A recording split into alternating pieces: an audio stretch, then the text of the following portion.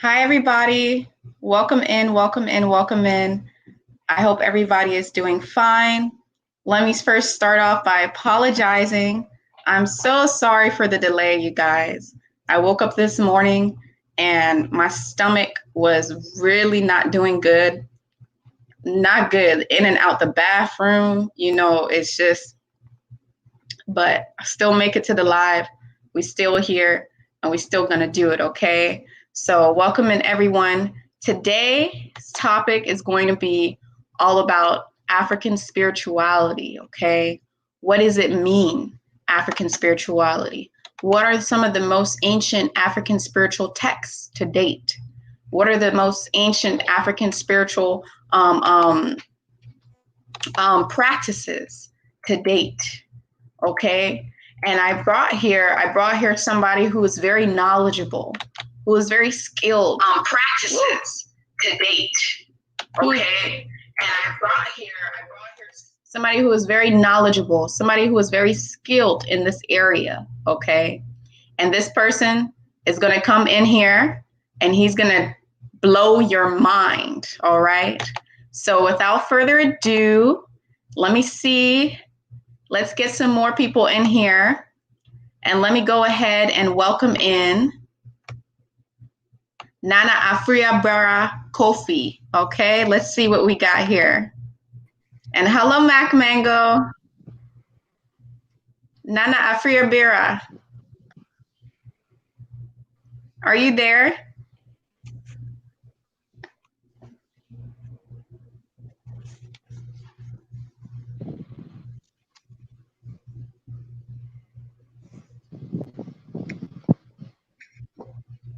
Hello. There you are. Hello. Can you hear me?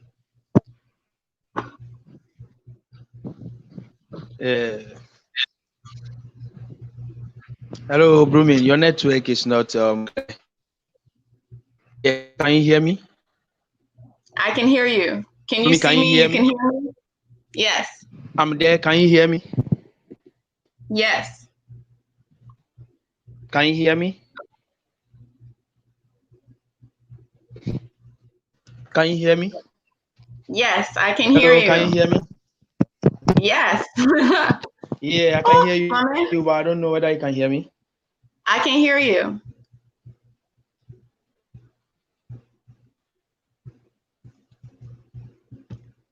You can talk now. I can hear you. Yes, I can hear you.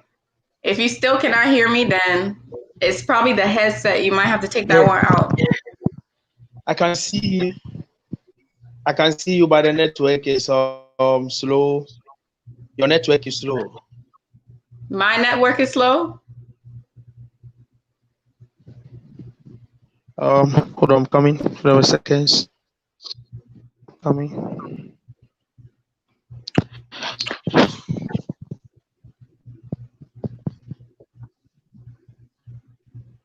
Okay. Can you hear me now? I can hear you still. I can hear you. Shout out to everyone who tap.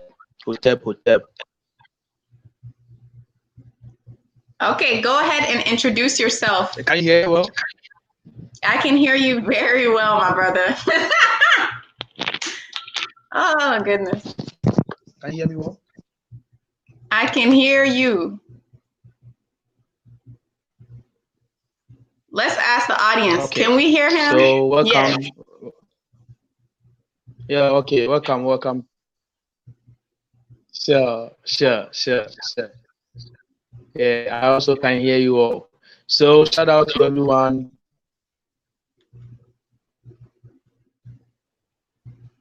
Yeah, okay. So shout out to everyone. Dua all.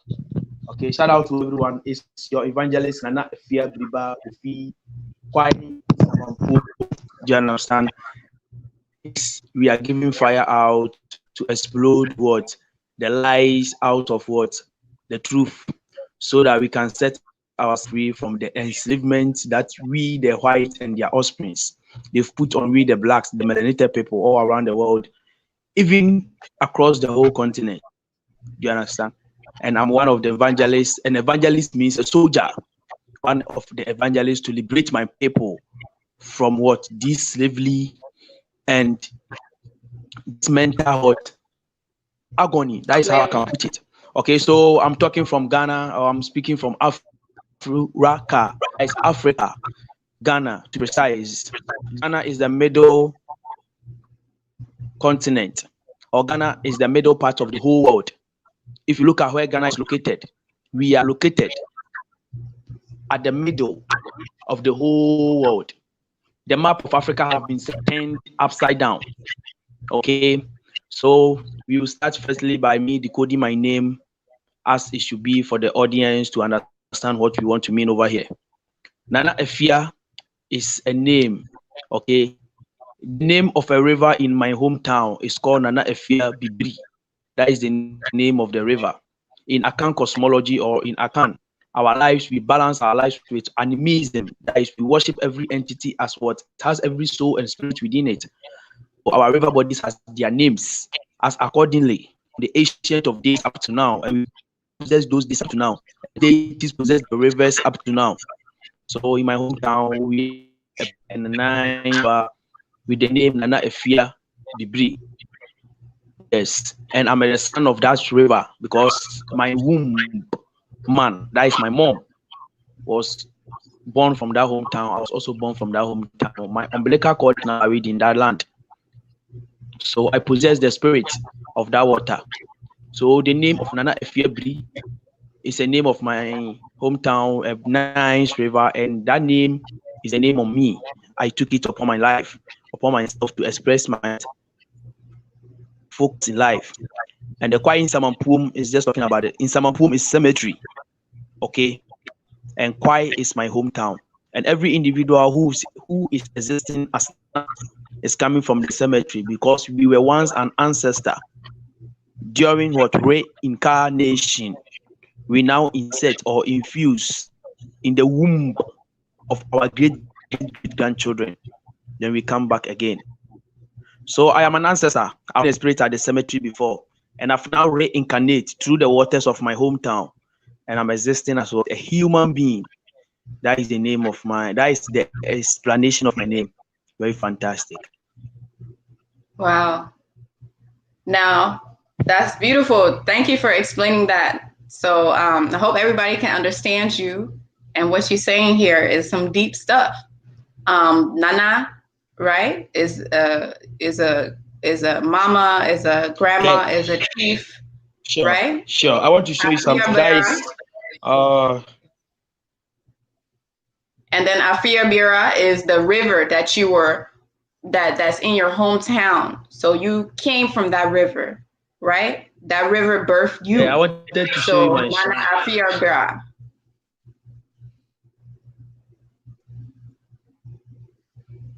Sure.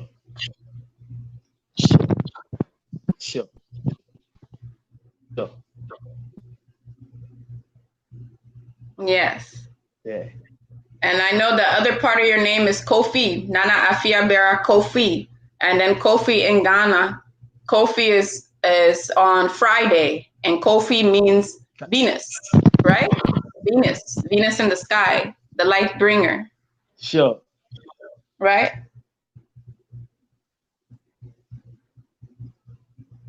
Friday. Okay, great. Now let's get straight into it, guys. Yes, shout out to Venus. Sure. Shout out to Venus, the life bringer. Shout out Venus. Yes, sure. Venus. Okay. Let's get straight into African spirituality. I hope the network is clear.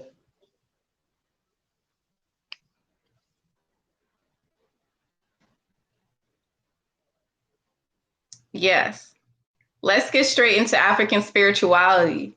And I really want to appreciate you for coming on here to spread your knowledge and your wisdom and the practices that you do till this day, that were also practices that our ancestors did a long time ago.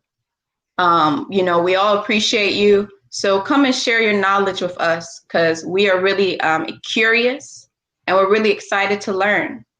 What do you have to teach us when it comes to African spirituality practices, the things that ancient Africans, Egyptians do, and some still do till this day.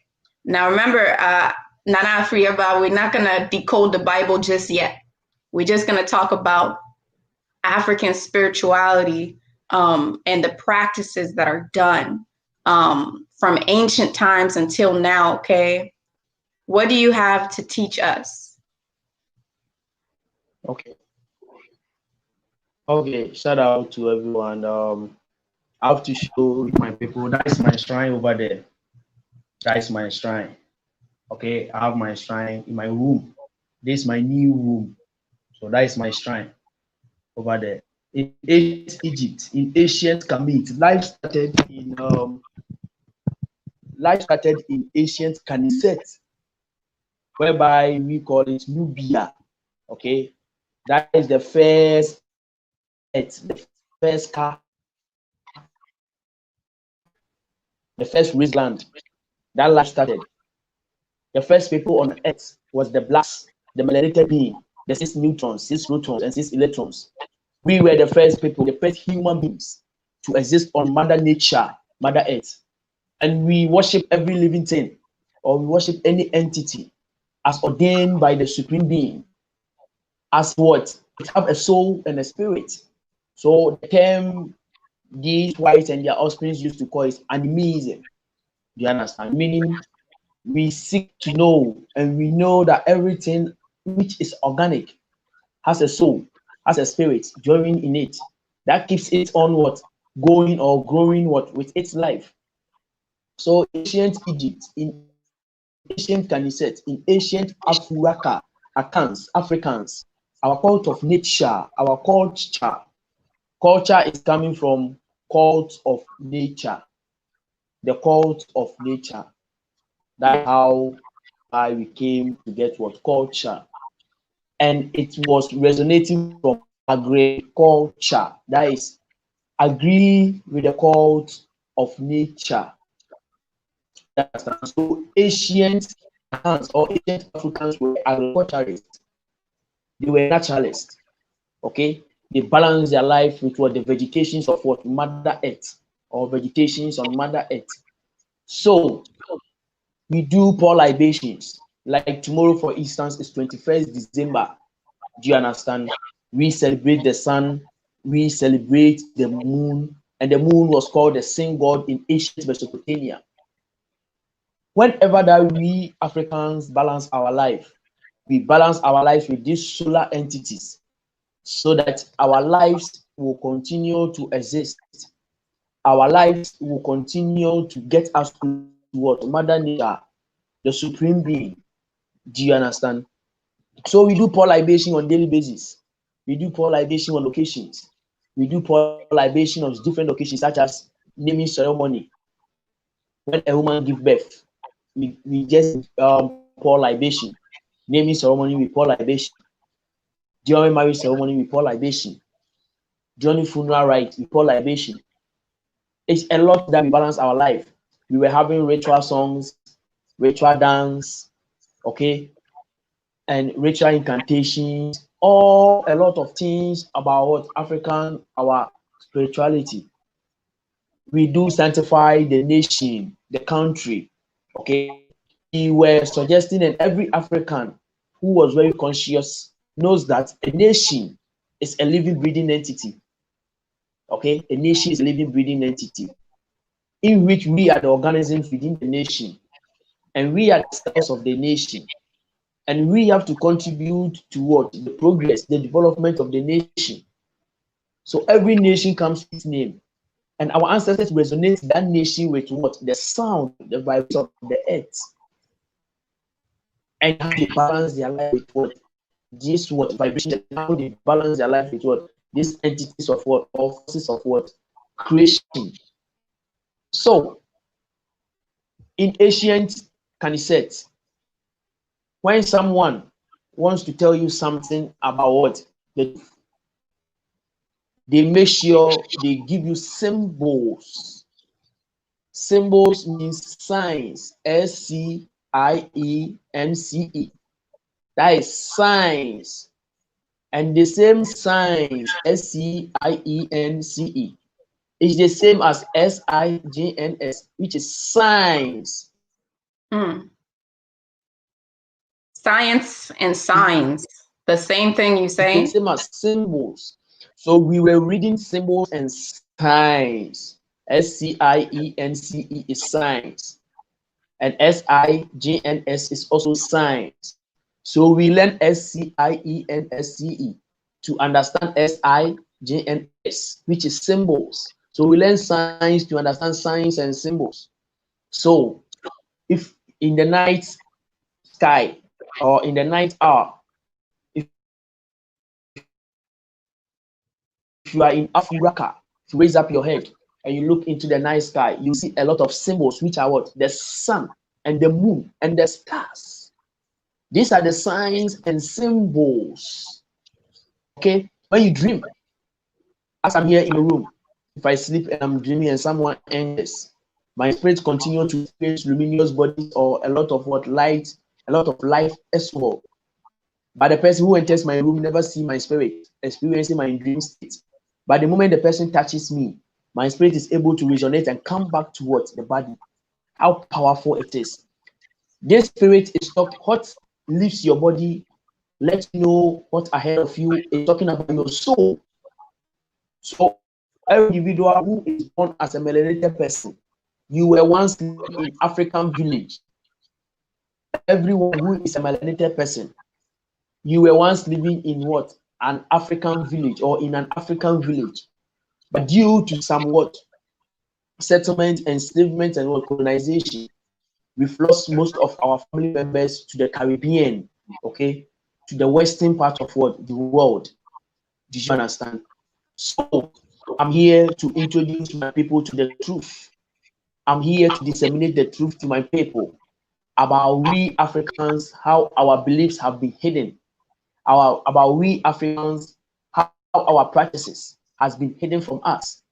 Okay, so Miss Broman, it's a lot. If you leave me, I'll go. Do you understand? It's a lot. There is a lot that we have to do. There's a lot. Okay, then we'll move to the next topic. Let me ask you, you gave the link to anybody else? The link I gave? I sent for people to come and just witness what is moving on. Yeah, because this discussion. I see more people in the chat trying to come in, but I don't know. I sent these people. You can choose to invite whom you wish. I just want my people to experience the truth. Do you understand? So you know this man here with the long beard? Yeah, Mr. Peter. He's a great man. I'll bring these people in then, okay? That is it. You can bring them in and we sort everything out. Peter, yeah. That's a great one. Welcome. Dua, Queen Mother Goddess. Paratapa Pamaat, Uncle the Jet, Uncle Johnson, Ubenefike Panebuharu, Ma'ati, to you, my Queen Mother, to you, Great Seba. I am appreciation and honor for your invite. Dua. Hotel. I am from Boston, Massachusetts, from the United States of America. The empowerment of enslavement over here, being broadcast live across the Atlantic Ocean from Boston, Massachusetts, from Tesha Pera, the Holy House of Ra. And I've been offered an opportunity to present our perspective of African spirituality through primordial temple discipline. And I am honored to be on your platform. Thank you so much for coming in. Do you have anything to say about African spirituality, where it derives from, and the Ghana flag? Okay, where it derived Ghana from? Flag. Yeah, and the practices that are done in African spirituality, the ancient African practices that were done and still done now, that Nana Afia Bira might not have touched up on. Do you have anything to add, Pita? Yeah. I just came in. I don't know what he had spoke on before, but I'm here to speak about our ancient African indigenous primordial ancestral spirituality. It has nothing to do with religion. This is about our story, not history. I have nothing to do with academia. I have nothing to do with the conscious community. I have nothing to do with all this foolishness out here. We're at war. I got mothers dying and babies crying, and I got the stars aligning. And all we need is for you to have an eye to see, an ear to hear, and an understanding heart. You must embrace ma'at within your ha'at. So I am here to present our most earliest ancient African indigenous primordial ancestral concept of being. It isn't about life. It's about being. To understand being, you have to have life. But to have life, you must be under the sun. You must be under nature or the netarus, the gods and goddesses. And these are the elements. But if the sun implodes and doesn't exist anymore, there still is existence. So we must begin to comprehend our spirituality beyond existence. And our ancestors left us this symbol. They call it the Ankh. They call it in academia the Ankh. But the Ankh only means life. They say it means the women, it means the woman's womb, it means man's vagina, and it means the child that reproduce from this union. But that's for academia. That's for children. That's what you tell children around the campfire. That's not for us Shemsurus. I am a Shemsuru. So before I even begin, let me first pay my tribute to our ancient African indigenous primordial ancestral spirituality, our ancestors, the first ancestors. So I must pay my honor to the cosmos that allow us love, guidance, protection through the daily experiences upon matter. I must prove to my ancestors and to the ancient ones and to the Patnetarus that I have the ability to perform the Macharu, to be true of voice. So I must perform my Hesi, my Saku, my affirmation before I can even speak to my people in Ghana or to my people around the world. I cannot just pour out some water on a plant and say, Ashe, Ashe. I ask the ancestors for permission to speak. That doesn't work anymore. That was good in the 70s. That was good in the 80s. It was good in the 90s. It was good in 2000. But after 2012, we passed into a new age order. We passed from one great dispensation, one great age into another. This is an age of cosmic awareness, spiritual enlightenment, spiritual consciousness, and universal enlightenment. You can no longer think that you believe. This is not an age of believing. You have to know. And to know, all you have to do is apply our ancient African indigenous primordial ancestral spirituality. Our ancestors left it there. It's still there. It lies in mute testimony. All you need is an eye to see and to understand how. But first, let me perform my Hesi. Because, you know, sometimes I start getting going. I'm speaking to my people in Ghana. I just got invited. I'm happy. I'm all on it. I've been preparing for Ghana all my life. I've been here. I've been sent. I was invited to meet the president last year to introduce the original calendar of mankind. It took me 50 years to present this calendar to the people. For now, it's called the Ipetaru Shabitem Tuaru Pamaat, the ancient Rasarian solar silver lunar calendar and the Neterological star timeline. I was invited to Ghana last year before the coronavirus hit, because the president might be interested in making this the national calendar of Ghana. So I was on my way, but the coronavirus hit. So after a year from now, I got an invitation to be on the Ghana broadcast, so I am very happy. I'm very honored. But let me first perform my Hesi, my Saku, my affirmation, so that I may prove myself before the ancestors, the ancient ones, and the Patnetarus, which are the gods and goddesses, nature, or the elements, that I have the right to speak before the people. So I shall begin. Hete pu, dua, dua, duau, duau. Anezara, Ramech, E.M. Hotel. Greetings and divine greatness, divine excellence to the first families of the new age order. My Nagas, my Shemsurus, my Nesubitis, my Hemets, my Sibats, Natats, the immortal ones of Ma'at, cherished, phenomenon of precession, new age order, great golden age of Ma'at and Piasar, and all citizens, defendants of the Nile Valley, cultural, cosmic, collective consciousness, spirituality. Oh, Ast Ermut Patnataru Panebu, the mother of the Netarus, the mistress of Pet, the maker of mankind, she who is mighty in Usa Medu Nefe Hekau, divine words of power, mother of all initiations, bless us humble servants for Ankh life being now present, for we seek the counsel of the ancient ones and practice daily the ancient Ma'atian ways and ancient Ma'atian truth. We strive evermore to become one with thee in this world and in the existence to come.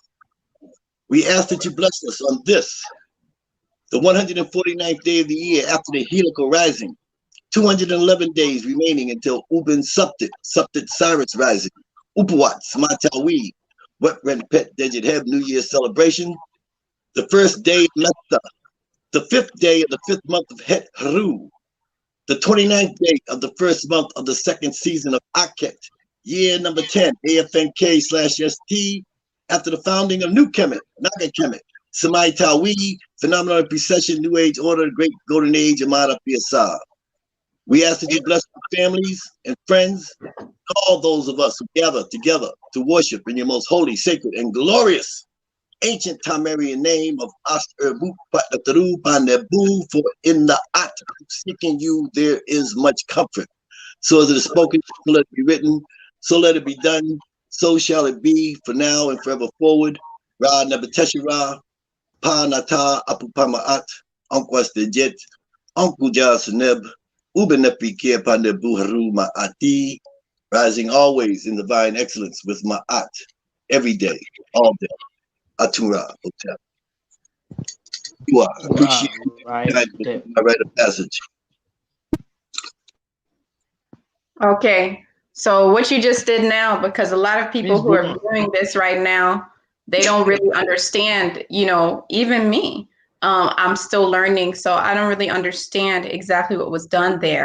I'm gonna assume that, what was it, some sort of prayer, some type of affirmation? It's an affirmation, exactly. It's an affirmation that you must perform or you must exercise every day. It's an affirmation that gives you a frequency, a vibration to resonate with your spirituality. Spirituality is nerve energy. Spirituality is a frequency. This is called first frequency, specifically Ra Nebeteshira. Ra Nebeteshira is the most ancient name of our creator, and our creator is masculine and feminine. Our creator is androgynous. So you cannot know who, what, where you are, or what you may be until you can understand your origins of existence. So to understand African spirituality, first of all, you must know the origins of existence. And there is nobody out here that can produce the origins of existence except they have a brother named Dr. Gabriel Yibo from Nigeria or Niger. But I am from Tesha Pará. This is my book. It's called The Cosmic Egg, aka The Primeval Germ, a journey of 59 plus 21 zeros in which we produce the Neferu Samatawi, the Grand Unification Theorem. E plus P equals L, energy plus power equals life or being. Dr. Gabriel Yibo has Gij, J equals 0. He has the Gagetian Institute. I'm from the Nagatian Institute. We are Nagas. We are Shemsarus. We're not black people. We're not Negroes. We're not niggers. We're not Nigerians. We're not. They got us all separated because we've been Hellenized. We've been lobotomized. We became mental, physical, spiritual, subjugated slaves because we've been conditioned through a decree in equity. For those of you who are scholars, all you have to do is go into the public domain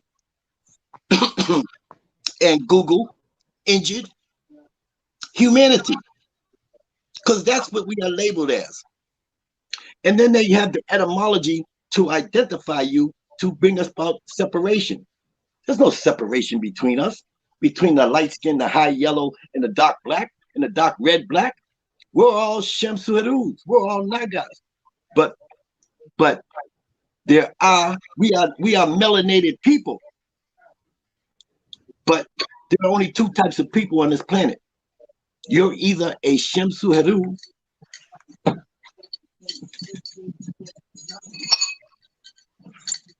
You're either a Shemsu Heru.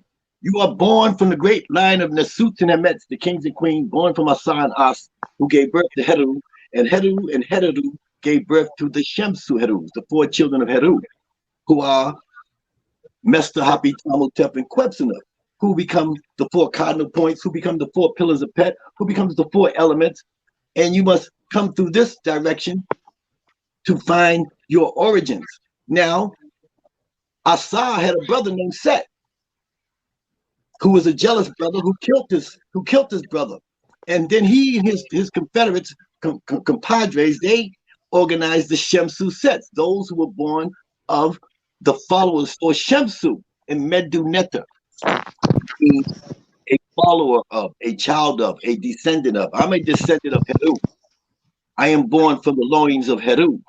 I am begotten of Seb and born of Nut. Seb is the earth, Nut in the sky. So in our teachings, we teach sacred science and divine mathematics.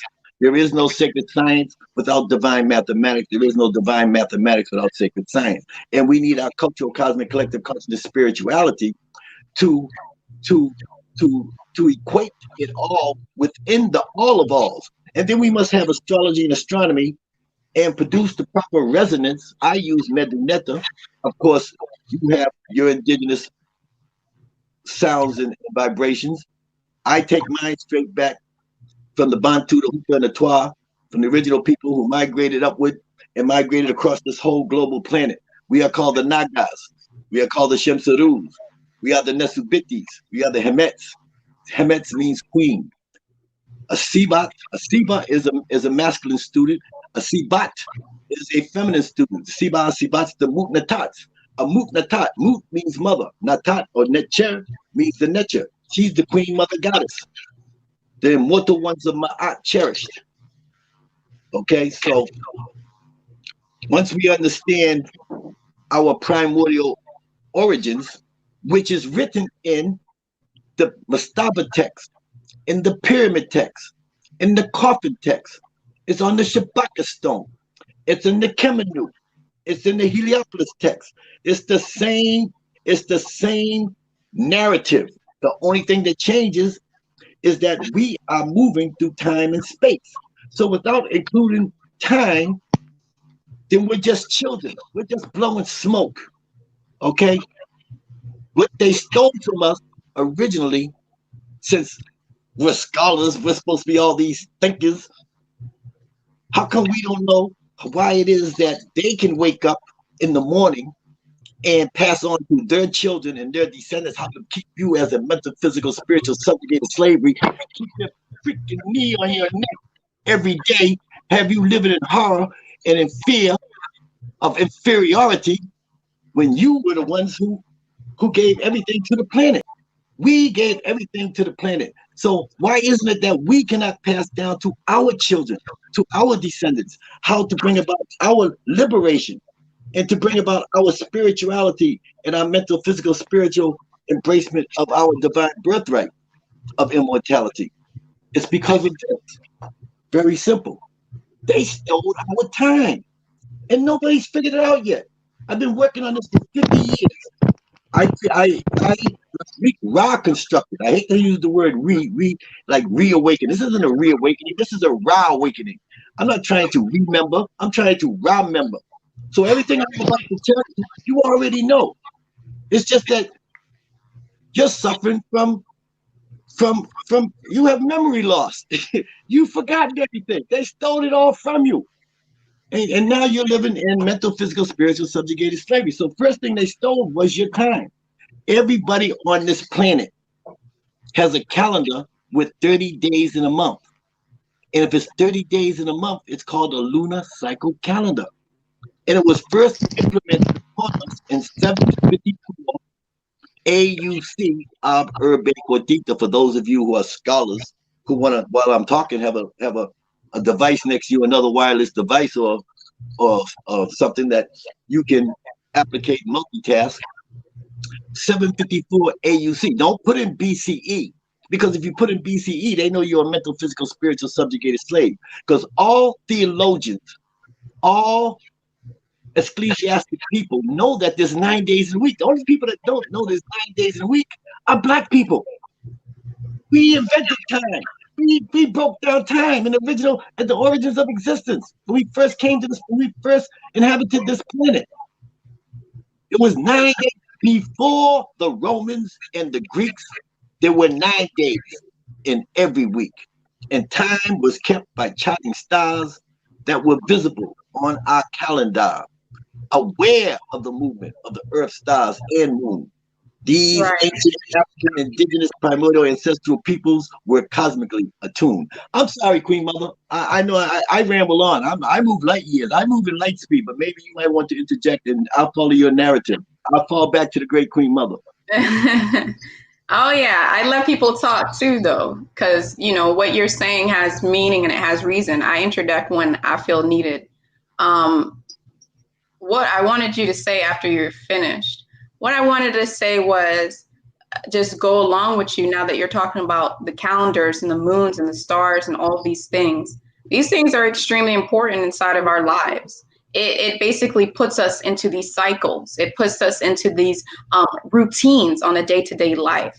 So whatever routine we're living in on a day-to-day life, whether that's 7 days, 9 days, it automatically affects our psychology. It automatically affects our mind. It automatically affects our physical body.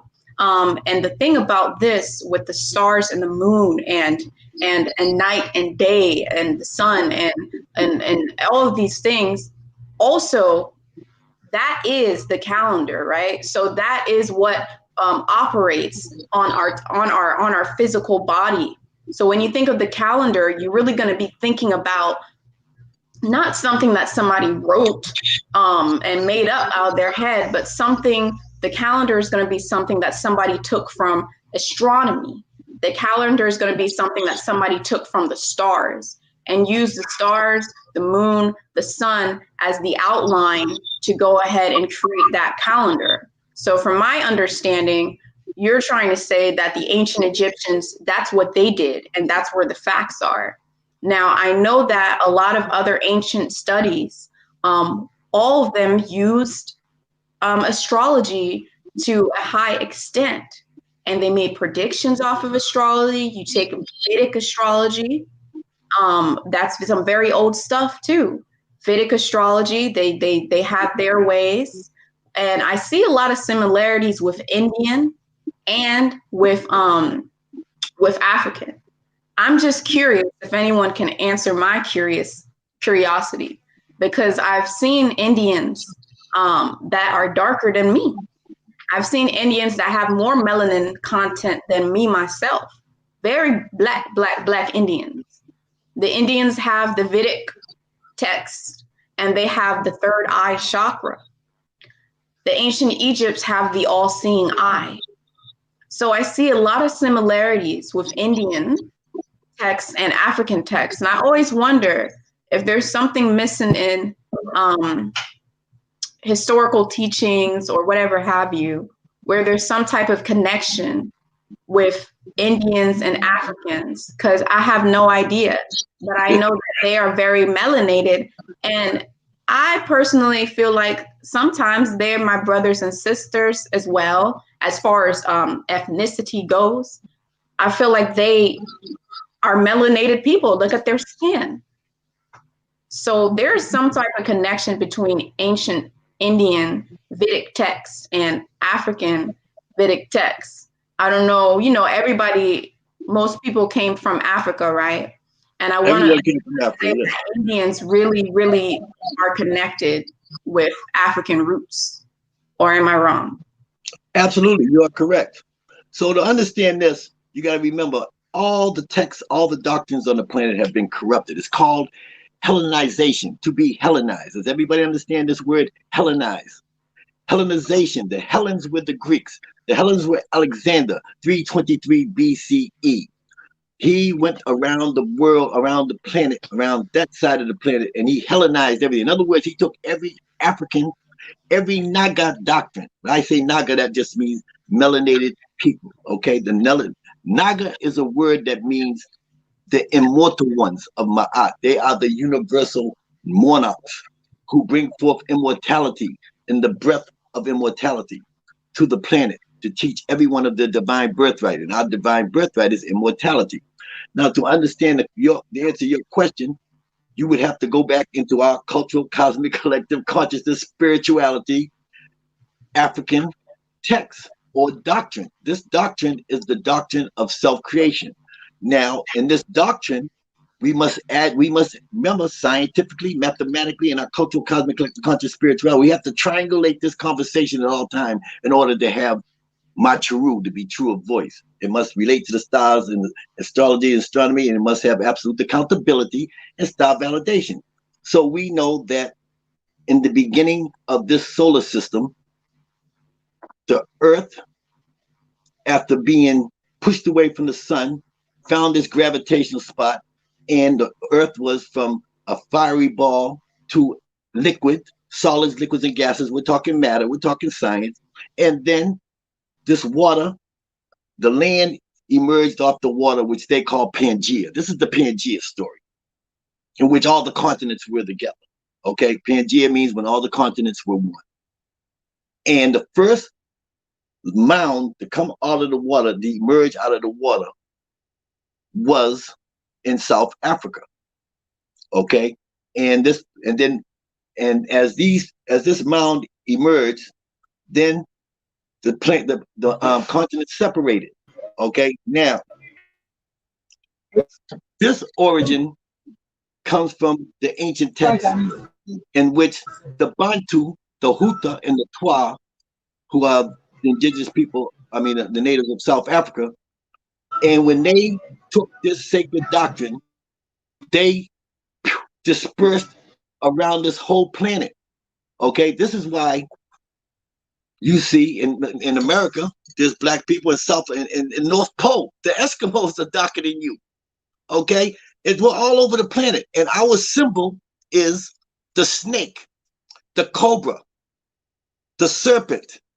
And this symbol represents immortality. That's why you see the snake that's circled and even in West Africa, the Yoruba, they have the snake that eats its own tail. The snake eats its own tail. This snake represents the doctrines of immortality because the snake proves that it has the ability to shed its skin and to keep living on.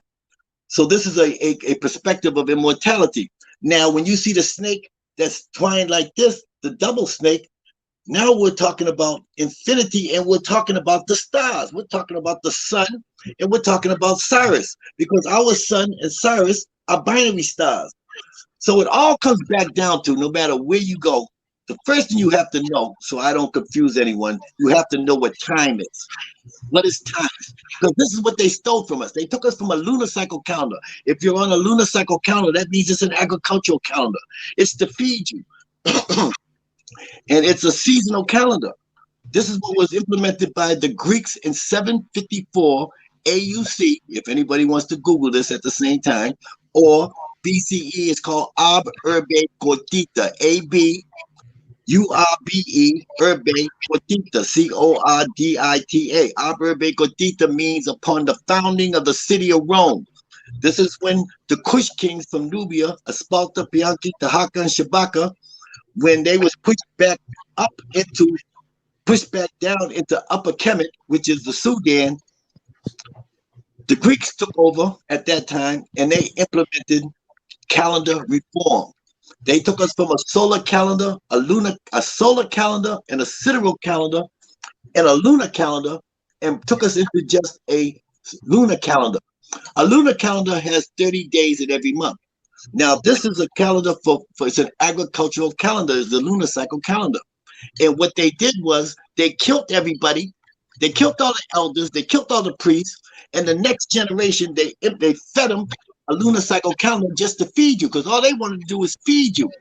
And then they corrupted your mind with the Hellenistic paradigm doctrines of ancient humanity, which you know today as his story. As his story. His story has nothing to do with our story. And his story, see, I am not a historian. I teach, I instruct our story. And our story, I have our story. I have our story. There's an echo. Okay.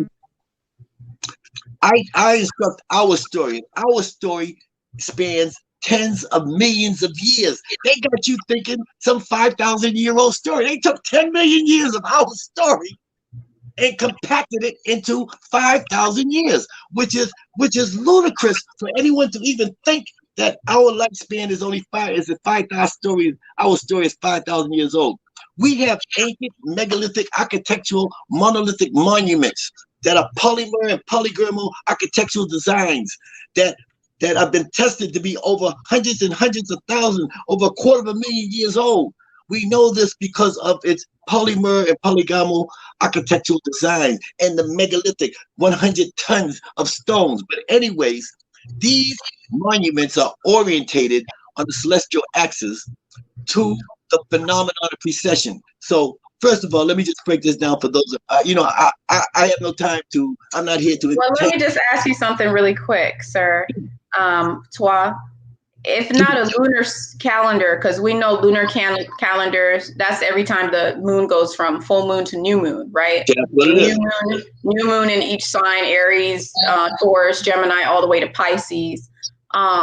So if that's incorrect, and we're looking at, if we're looking at what was done anciently, then how does that calendar run? If it's not on a lunar cycle, what is that calendar ran on? Ours is solar, sidereal, and lunar, which means that how many months inside of a year? There are 10 months in a year. There are 36 days in each month. There are 4 weeks in a month and 9 days in a week. That's not the Egyptian calendar that you're Googling now. The Egyptian calendar that you're Googling now was from Ptolemy I, Soter, Serapi, September, Mary, Amen. Okay? So what you're getting is Hellenistic information. You're getting corrupted information, but I'm going to break this down for you mathematically so that it makes sense for you. Okay, one more question. Sorry, one more question. Now, who got their thing on? Now, with this 10-month a year cycle. Somebody's speaker's on because it's echoing. Okay, I got it. With this 10-month a year cycle, now I know the Ethiopians haven't changed their calendar. I believe they have 10 months. They're not into 10 months. They're in 2013. They're into a lunar cycle calendar, yes. They're still in a lunar cycle. Today. They're into a lunar cycle calendar. It doesn't matter if you're from Japan, if you're Korean, if you're Islamic. It doesn't matter if you're Israel, if you're Judaism. It doesn't matter where you're on the planet. Everybody has 30 days in a month because it keeps black people from waking up. Everybody's in conspiracy because it keeps black people from waking up. Let me mute somebody. I'm gonna mute your mic, Nana Afiaba, because it has feedback. They're not. All right. Continue, sir. So here's the whole thing. Let me just put it all in a nutshell for you. Originally, we had a solar sidereal lunar calendar. First of all, I don't want to bring that. I'm gonna go originally we had our spirituality first.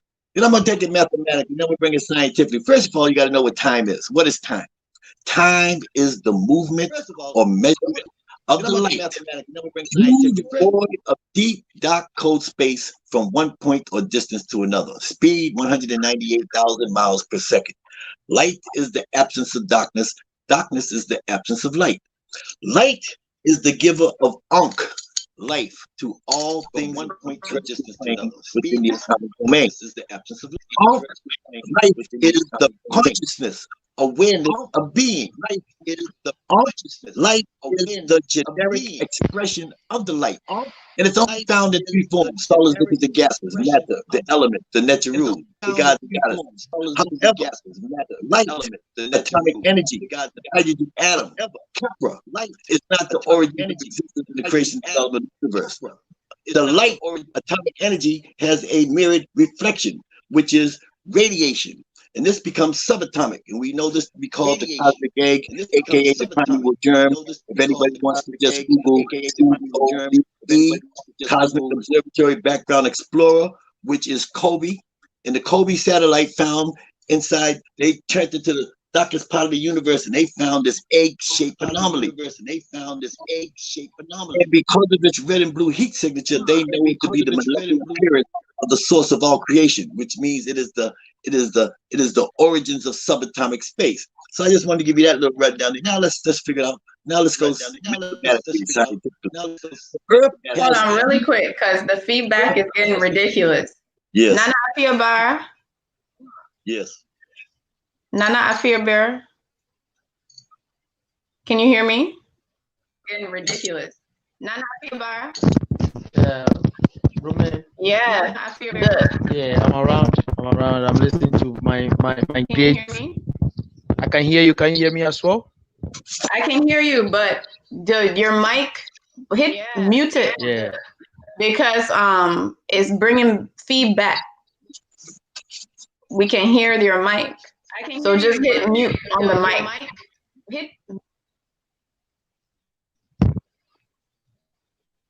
Is it okay now? Yes. Just hit mute the mic. So I'm gonna mute you, okay? Don't unmute yourself. Just leave the mic muted. It's good now. I'm gonna bring you in very soon to decode the Bible, okay? All right, let's go ahead and continue. Because the thing about this, you're talking a lot of depth. You're talking a lot of truth, Mr. Putois. But some people, the level that they're at, they need it broken down, including me. We will need it broken down. Layman's terms. Even more. Now, let me just help to clarify. Those people who may not be at that level, I think some of the questions I have can help them. So first thing I get straight is the actual calendar, okay? Now you said this is a cosmic calendar, cosmic egg. So it's not ran on a moon cycle. Yes, it is. It's solar, sidereal, and lunar. Our original calendar, African people, is solar, sidereal, and lunar. The lunar aspect is only an agricultural aspect. It's a civil calendar. It's only to feed the people. So they stole your solar and your sidereal and just gave you the lunar, because the solar and the sidereal tethered you to the cosmic environment, which is called the phenomenon of precession. I'm getting ready to break it down mathematically, so in layman's term. I'm going to feed you with a small spoon right now, if you give me a chance. Yes, absolutely. Oh, you give me a chance now? Okay. Yeah. So what you learn in school, everybody knows the Earth has 3 motions. The Earth rotates on its axis. Today is 24 hours and 35 minutes. I mean, it's 24-hour days. Every day is 24 hours. But the original movement of time is 24 hours and 35 minutes, because the second motion of the Earth, it revolves around the sun. And under 24 hours in every day, that comes out to 365.25 days. But the original calendar is 24 hours and 35 minutes, because in sunrise and sunset, it's called the duat and the tuat. It's 35 minutes left over. So 17 goes to the sunrise and 17 goes to sunset. But the Europeans don't keep this time. Only African people collect every accountable essence of the light. So now the third motion of the Earth is that the Earth is tilted 23.5 degrees from vertical, which makes it wobble. And this wobble is called the phenomenon. They call it the precession of equinox. We know it in our African civilization as the phenomenon of precession, which when the Earth makes one complete wobble, that's 26,000 years. Okay. Now, in school, they cut you. Can you hear me? Yes, absolutely. In school, they did that. Yeah. They cut you off right there, because if they went any further, they would have to give you back the planet, because they're going to connect you with the phenomenon of precession, the Milky Way galaxy. They're going to connect you with the 26,000 years. Now they incorporated the lunar cycle calendar, fed you some astrology foolishness, took away astronomy, and fed you that astrology foolishness, which they corrupted all the science and so on and so forth. But I'm going to break it down for you. Now, the Earth has 3 motions. It rotates on its axis. It revolves around the sun.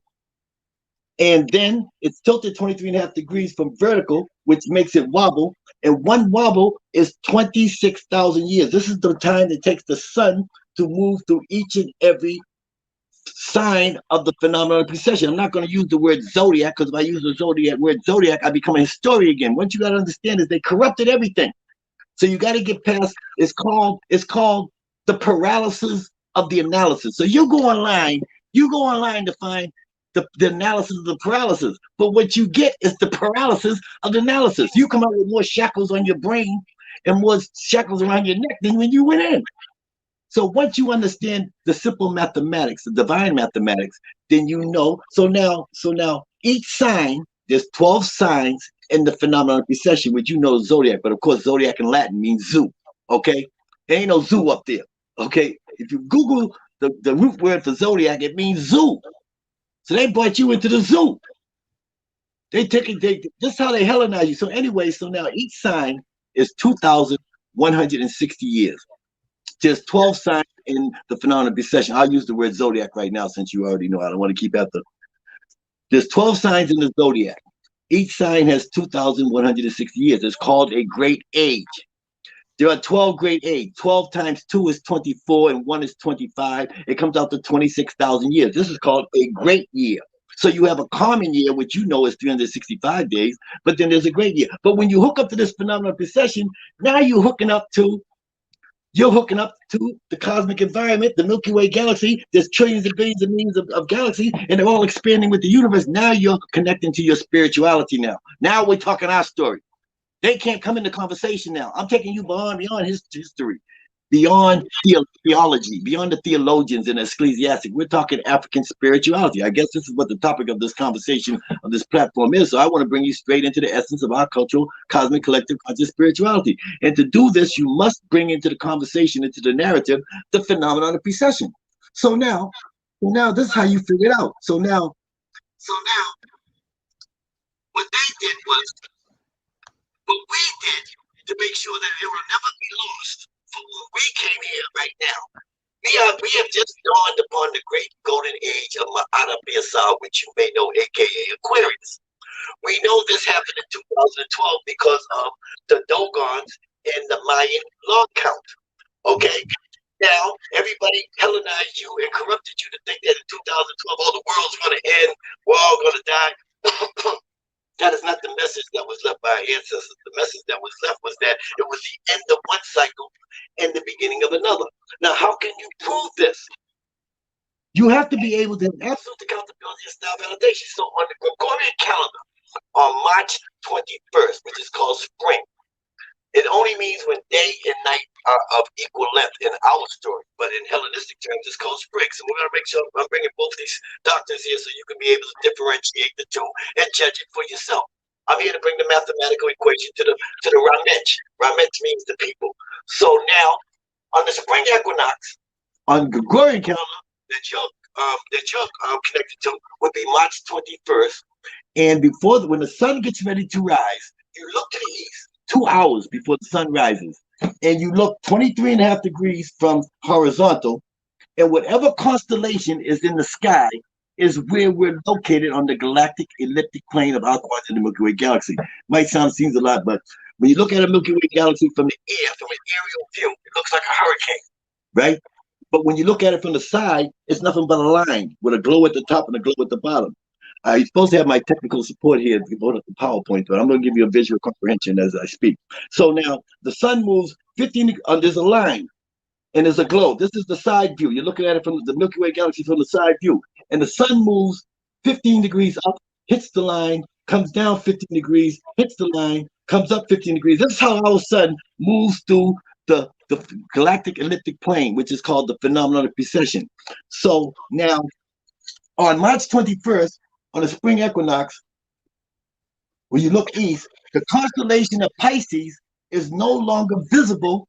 The constellation of Pisces has a circle at the top. It comes down like a V, okay? That circle has fell below the horizon, and it will not be visible on the spring equinox for another 24,000 years. Whether you're here or not, it doesn't make a difference. That constellation will not be visible on the spring equinox for 24 more thousand years. Okay, that means that's 26,000 years going back around. So now, that's how we know where we're located how our ancestors know how we were located on the globe, what time it was. How you gonna know what time it is? because everything is in harmony with the universe. So now, when you look to the north, we'll use the Mercury. Let us use the Mercury, the Great Pyramid of Kemet, as our geodite for our point of origin. The northern star shaft that they call an air channel, they're star shafts. The northern star shaft points to the circumpolar stars, or the never setting stars.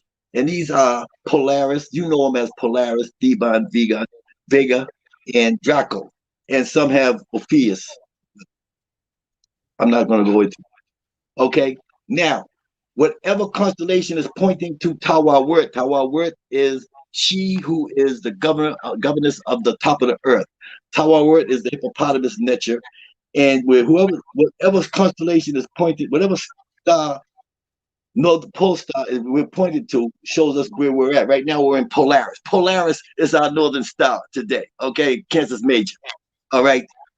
So now that's there for 6,500 years. Then it moves over to Theban, 6,500 years. Then it goes to Vega, 6,500 years. Then over to Draco, 6,500 years. That's 6,500, 6,000. It comes to 26,000 years. Okay, that's how we measure the north. Now we have the first rotation of the Earth is 24 hours and 35 minutes. So the second rotation is the Earth going around the sun, which is 365 days on the 24 hours, or 360 days. It's only 360 days in a year. There's 360 degrees in a circle.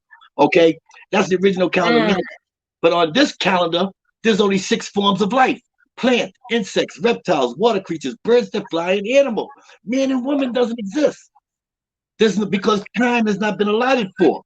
So now on this 26,000, so we know that, boom. Okay, let me just keep the mathematics and the science going together with our cultural spiritual. Okay, so the spring equinox, we know that's where we know where we're located on the galactic plane. Now we have the second motion of Earth going around the sun. Let's keep the math going, because if it doesn't relate mathematically, it doesn't relate scientifically, and you can't put it with your cultural spirituality, and you're being smoked. You're being Hellenized. Okay, so I'm just trying to bring the Ma'atian truer voice to you, and you make your own decision. All right, now here we go. We have what you call the helical rising. Please Google helical rising. The helical rising, the first helical rising is the spring equinox. That's what I showed you, where we're located on the galactic plane of our quadrant Milky Way galaxy. The second helical rising, which we know is the first helical rising, is when the star and the sun rises together in the horizon, in the eastern horizon. And when the star and the sun appears together, we knew, our ancestors knew, that the Earth made one complete revolution around the sun. It's very simple. And it's the only time in your life that you will ever see a star and the sun in the sky at the same time. And the star you're talking about is going to be, what star is that? I'm talking Suptit. In Medu Netta, it's called Suptit. You know it as Sirius. Sirius is in the constellation of Orion. And so, a really bright one. The brightest star in the sky, yes. Yes, Sirius. So when Sirius appears with Ra at the same time in the morning, our ancestors knew that our Earth has made one complete revolution around the sun. And at this precise moment in Tamari, or Africa, the mountain of Kilimanjaro, the snow cap began to melt. The melting of the water runs down the mountain, and it runs into the White Nile and the Blue Nile. And the White Nile and the Blue Nile comes into the Nile, and the Nile overflows its banks.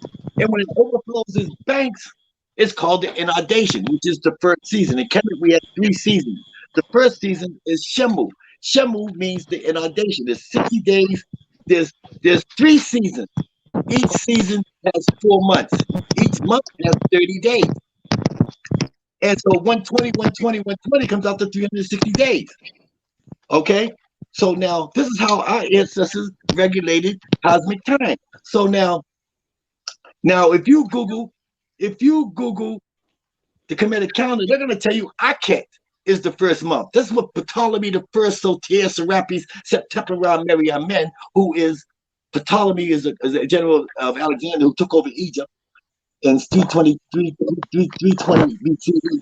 But anyway, this is the calendar of the Kemetic. So I'll try to compete with America with all these seasons because they can't count the 9.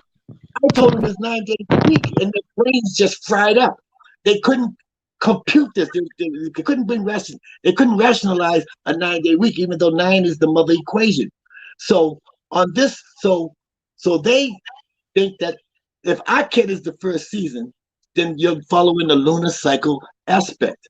Only when you follow Shemu, because there has to be the inundation. For 60 days, it inundates, the Nile overflows its banks, and for 60 days, it recedes. Then comes Aket. Aket is the season for planting the seed. You can't plant the seed until there's water. It only makes sense. So now after you have 60 days of growth and 60 days until the harvest, and the next season is Pert, which means to harvest. So that's all part of. So now we have to understand that the lunar cycle calendar. So the solar calendar has 8,766 hours. It's called sidereal time. If you Google a sidereal year, sidereal, yeah. Tomatoes, yes. Okay.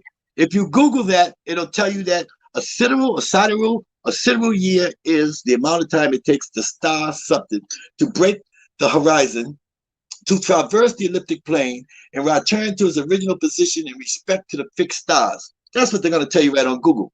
Okay. That means that's 8,766 hours. That's your mother equation. This is how they corrupted our time. They took the math and finagled the bangle. Okay? They took the 8,066 years. 66 years. That's, don't worry about me. I'm from the old school. I'll bring it to you. So let me ask you this.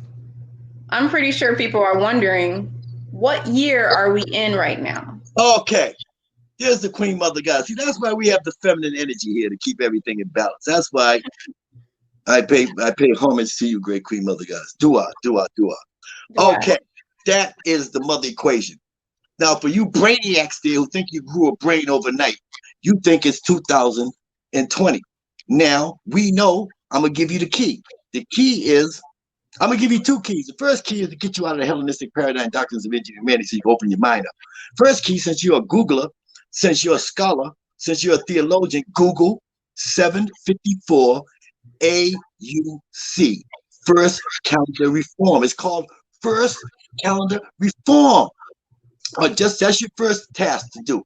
And this is what they did. So they had First Calendar Reform is 754 AUC, which is Arbor Becodita.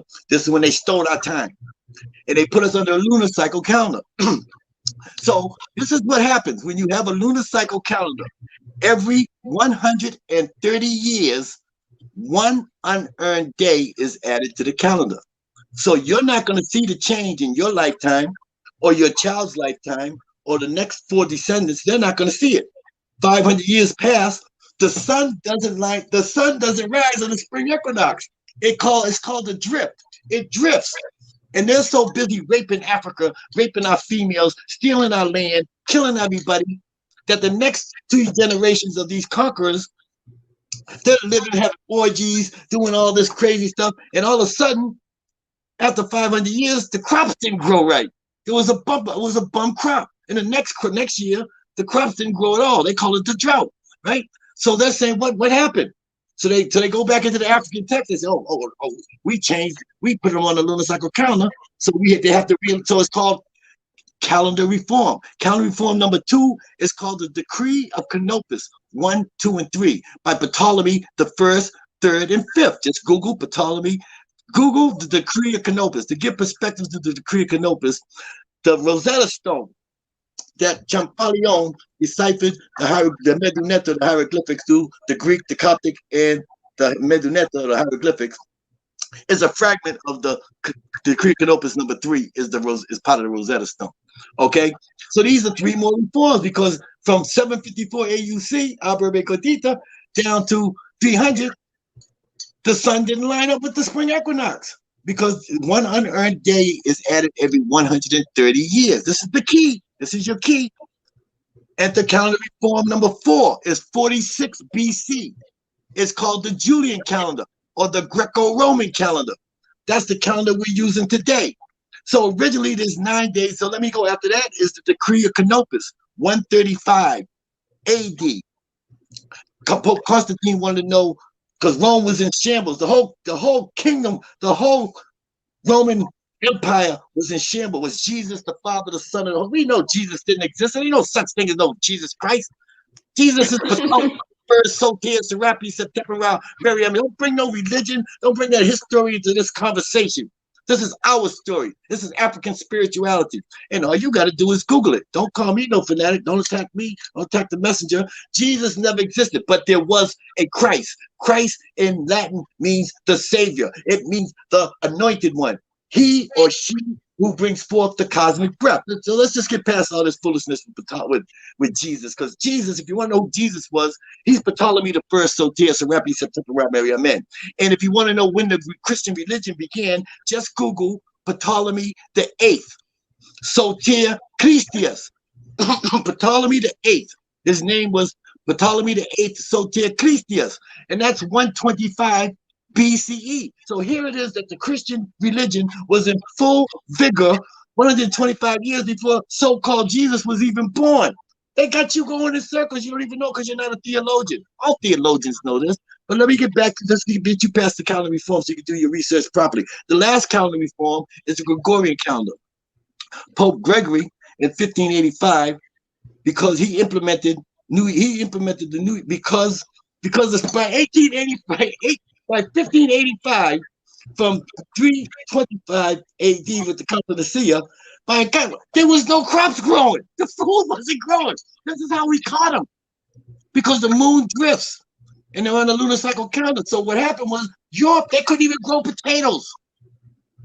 So Pope Gregory, he waived the calendar. He said nobody pays no debts because the calendar is nothing but it's part of equity. That calendar is only for marketing. It's to make money, to put you with the mental, physical, spiritual subject. So he waived all debt. If you owed rent, you owed anything, any bills you owed, he waived them for 2 weeks. Nobody paid nothing. And he had his scholars, his theologians, line us back up with the spring equinox under the leap year with divisions of 400. So now, under Pope Gregory's Gregorian calendar, which is the last calendar reform for you Googlers, you're getting a good, okay? I'm trying to make sure you get your math, your scholarship in here together, okay? Now, Pope Gregory made it so you not see the drift in the spring equinox for 3,000 years. So if we didn't catch it now, we'd have never caught it. We'd be slaves for another 3,000 years. They've been working on this for 4,000 years, okay? So now we know this. So now we know that. So check it out. Now, how do we know? So we know where the sun rises on the spring equinox. We know we're on the heliacal rising on the Giza Plateau, 30 longitude, 30 latitude. It's called the Nilotic Meridian. When the star and the sun rises together, the Nilotic Meridian is the center of the world, of the planet, the world landmass. The center of the planet is over the Great Pyramid or the Merkur of Giza or in Tameri. And our ancestors knew the center of the earth 10 million years ago. Okay? So now, when we line up with the Merkur and the heliacal rising, we know how the Earth goes around the sun and what the yearly cycle is. Now, so that's how you can see with your own eye. You're not going to need me. I'm only here to lead you to the water. Now you have to drink the water yourself. Okay, and all cultural spirituality and all our ancestral teachings today. All the calendar is regulated to the lunar cycle calendar because it's a seasonal calendar. So they plant the seed in the spring. Okay? Even from South Africa to Ghana, I don't care where you're at, Ethiopia, Sudan, Gambia, Tanzania, it doesn't matter. Everybody's planting in the spring. They're under the lunar cycle calendar. That's why it's 30 days in every month. So that's your mathematical equation, everybody. All right? So now the question was, what was the original question, Queen Mother? Because I'm moving at light speed. What year is this? And numbers. Yes, what year? Some people guessed in the chat. Some people said 2012. Are they correct? No, but 2012 means okay. So let me just make sure everybody knows here. Let's get it together so you can do your own mathematics and put your own perspective on this. But we know this is year number 10. AFNK/ST, after the founding of New Kemet, Naga Kemet, Kamatawi, Phenomenon of Precession, New Age, or the Great Golden Age of Mahara PSI. Because we know that now, so now let's hook up to the phenomenon of precession, because the phenomenon of precession is not in this conversation. Once the phenomenon of precession is in the conversation and that mathematical equation is implanted into the narrative, then it cannot be altered, changed, and rearranged. Ma'at will stand forward. The scales will balance out. So now, there's 2,160 years in every great age. We just left the great age of Pisces, which you know as Pisces, we know as Uncle Set. So we count back 2,160 years, we end up in AD. So wait, hold on. Sorry. Because somebody else asked this too, if we're in the age of Aquarius. So we are still in the age of Aquarius right now. We just entered. We're 10 years into the great golden age of Ma'at HaPiasah, aka Aquarius. Yes. We just came in 2012, the constellation of as Pisces fell below the horizon on the spring equinox. Remember, you looked up 23.5 degrees on the spring equinox, and Pisces is no longer visible. You'll see Aquarius, which you know is Aquarius. We know it as Ma'at HaPiasah. So, wow. So Pisces is no longer visible. So when that constellation fell below the horizon, we're no longer in that age. It's very simple. And it won't be visible. Pisces won't be visible for another 24,000 years. So let's just get this out the way. It's very simple. 1, 2, 3. It's mathematics. Okay. So now, how do we know? So now they go back. This how they got us. That's when they threw that Jesus Christ on you in the year 01. That Jesus was born. That they moved the Messiah. So in the Council of Nicaea, so now you got to bring in that theological information to keep yourself balanced. So they got the Council of Nicaea. Was Jesus the Father, Son, and Holy Ghost? Was he all three? This and that, bada bing, bada boom. But if you look at the final part of the Council of Nicaea, at the bottom page, they got a footnote. Oh yeah, we moved the New Year's to March 31st. All right, now let's go ahead and move forward now. I want to, yes. Let me just finish. So the year is not 6,272 Samatawi as the Kemetic people think it is, because if they think it's 6,272 years Samatawi, that means you just use the Gregorian chronological calendar, the fraudulent Gregorian chronological calendar, to count backwards. So you just use your slave master's timeline to count backwards to find your origin. So you know you're lost or mentally insane to even think like this. Okay, so now we know that since the constellation of Pisces fell below the horizon in 2012, we know that now the sun, it takes the sun. Remember, the clock is moving clockwise. The phenomenon of precession is moving counterclockwise. It's called precession. The precess, we're going backwards. So the zodiac moves backwards. So the sun takes 72 years to precess 1 degree. We're 10 years into the precession of 1 degree. So there's 62 years left to the sun to precess 1 degree. And it has to precess all the way for 2,160 years to pass into the next great age. So remember, to have this conversation, you have to equate the phenomenon of precession within your narrative, okay? Within this doctrine. So now we know that 2012 is year number 1. 2013 is year number 2. 2014 is year number 3. 2015 is year number 4. 2016 is year number 5. 2017 is year number 6. 2018 is year number 9. 2019 is year number 10. And we're moving 6 months before, because our New Year's is on July 25th on the Gregorian calendar, on the Nilotic meridian. The star and the sun rise together. So all we got to do is take that monkey stuff that they gave us, that filibustering Hellenistic paradigm, injured humanity, mental slavery, and just line it back up to our cosmic environment. And we can connect back to our cultural, cosmic, collective consciousness, spirituality. Hence is the Ipeteru Shabitentuaru Pamaat, the ancient Rasarian Kemetic solar civil lunar calendar, and then the theological star timeline. So this is year number 10. Now, if you was following the Gregorian calendar, you got to remember, if you just Google first calendar reform, 754 BCE or AUT, Abraham, in year number 1, the Caesars of Rome, they took that 750 years and threw it out the window. So they already just got it 750 years. So really, if you're using Gregorian calendar, today's date is 2,754.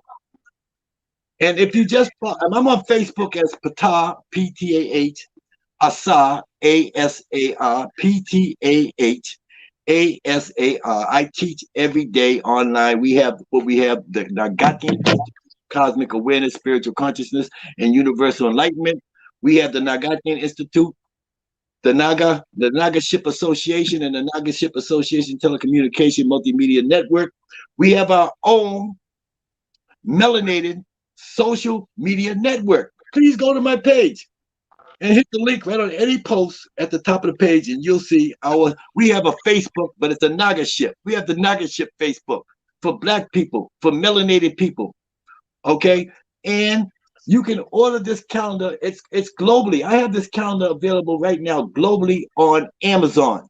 You could get it in French. You could get it in Spanish. You can get it in Chinese. I got it for everybody. Everybody's buying the calendar but Black people. Pepsi Cola wants to buy the calendar. McDonald's wants to buy the calendar. I'll die broke before I make any concessions on giving this. This is called the precious treasure. The precious treasure is immortality. They're trying to rob us for this. I'll take this one to the universe with me. This is for the Shemsurus, my Nesubitis, my Hemets, my Sibas, Munatats, my immortal ones of my. Remember, you go on Amazon and just Google the ancient Rosarian solar civil lunar calendar. And I don't want to take up too much more of your time. I know I've taken a lot of time up on this show, and I am just honored to have been a guest on your platform. Queen Mother, I don't even know your name. I really don't. That's okay. I know your spirit. I know your energy. I know your frequency. That's all I know. And your frequency isn't that fair. Your frequency is divine. And I know you have a lot of things. I have no idea of your platform. I'm just honored to be on your platform. I just got a phone call, and I heard that there was somebody seeking information about spirituality. So I did my job. That was so I can balance myself in the scale of our ancestors. That's why I am here. I am not here to entertain nobody. I'm not here to babysit or take nobody's temperature. I'm trying to present the Macharu, the true voice to my ancestral peoples and to my family, to Ramech, and let them make their own decision. And dua. Thank you very much for the information. You know, people are asking where they can get that calendar from. What is the specific name of the calendar? The calendar is called the Ancient Rosarian, R-A. The Ancient Rosarian, R-A-S-A-U-R-I-A-N, Rosarian. The Ancient Rosarian. Okay. The ancient Egyptian calendar, ancient Egyptian. When you go to Google, go to ancient Egyptian Rosarian calendar. Okay. So we can go to Google and just type in the ancient Rosarian calendar, ancient Egyptian calendar. Another thing is go ahead and put your information, like your social media, put that inside the chat because everybody would really like to follow you. So make sure you put that inside of your chat, inside the chat. So I wanted to ask one more question, but I want to let Nana Afiaba speak because I wanted to know, my mind is being blown because I'm just learning. So I didn't even know there was different names for, obviously Aries. That doesn't sound African at all. Our Aries, god of war, is even Greek mythicism. So obviously it's not going to be African. Now it does have some of those same characteristics. So it's kind of like they stole that and created their own gods and goddesses, believing because they saw how much truth was in the African goddess. So I didn't even know that each sign has its own Egyptian name. Another thing is I didn't know that there was 9 days out of the week. I thought Monday through Sunday. I'm curious what those other days are, but I'll go ahead and bring in Nana Afiaba because now we're going to talk about the Bible.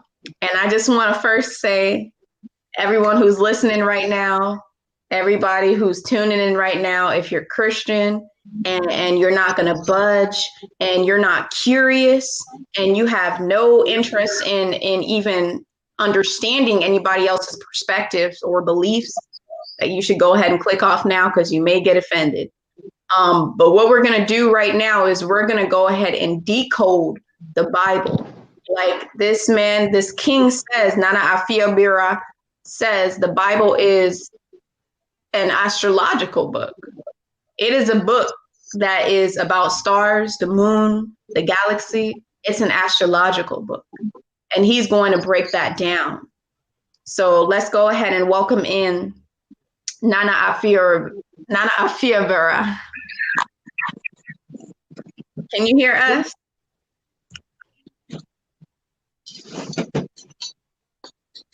Kofi? Nana, what is the name of your platform on YouTube? it's Blooming Woman. It's the same name you see right here.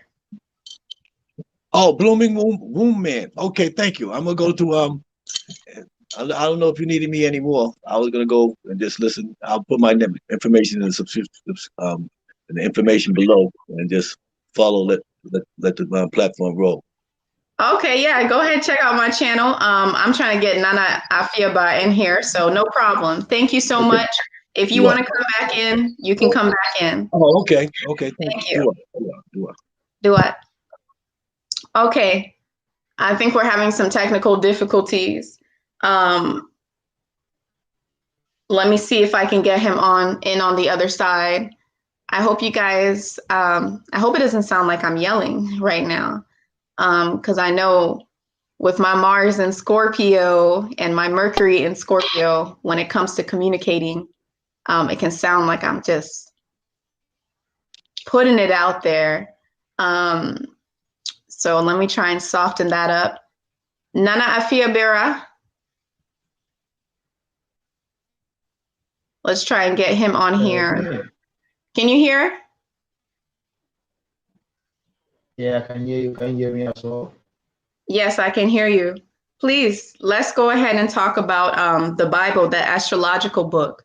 A lot of people already know it's an astrological book, but people don't know how to really decode it fully. From Genesis, the genes, all the way to whatever. Obviously, we're not going to do the whole Bible right now, but just give us the knowledge that you feel like you want to spread. And also, everybody, this king here has a platform on Facebook where he comes in every 4 days. You know, he follows numbers. He comes in every 4 days, sometimes less. More frequently on his Facebook, and he talks about the Bible, decoding it. He spreads the truth. So you guys make sure you follow Nana Afiabira Kofi in Sampong on Facebook. Okay. So welcome in, welcome in.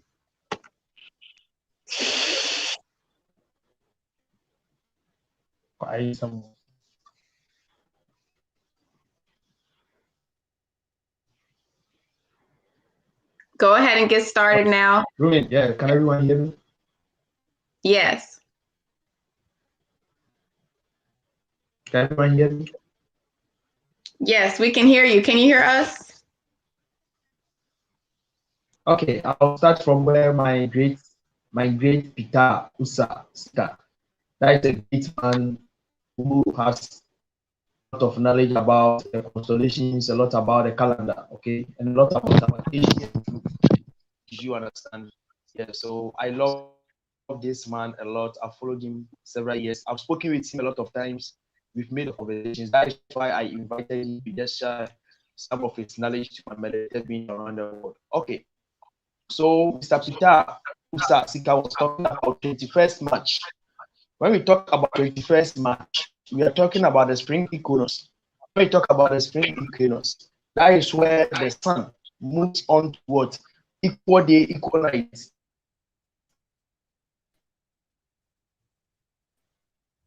Yeah.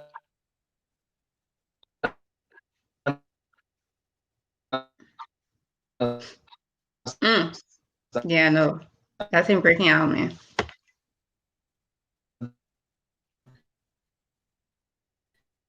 So as I was saying, tomorrow is a day for the sun. The Bible is not just talking the name, to understand the meaning or the mysteries, the hidden signs about the signs, okay, of the sun, the moon. You understand? And what our ancient ancestors want to communicate to us, they put everything in geographics. You understand? In everything, and everything is in our memory. That is what Mr. Peter Usa Sika said. Ra member, that is remember. Ra member, you are the Ra member because you have everything of your past life and your generation within your car, your soul. And your soul was gotten from what? The sun. And the sun is the light of the world. The sun is the resurrected Savior. So tomorrow on 21st December, okay, the sun is now moving to the southern hemisphere, the lowest hemisphere within heavens, across the heavens, the southern hemisphere, okay.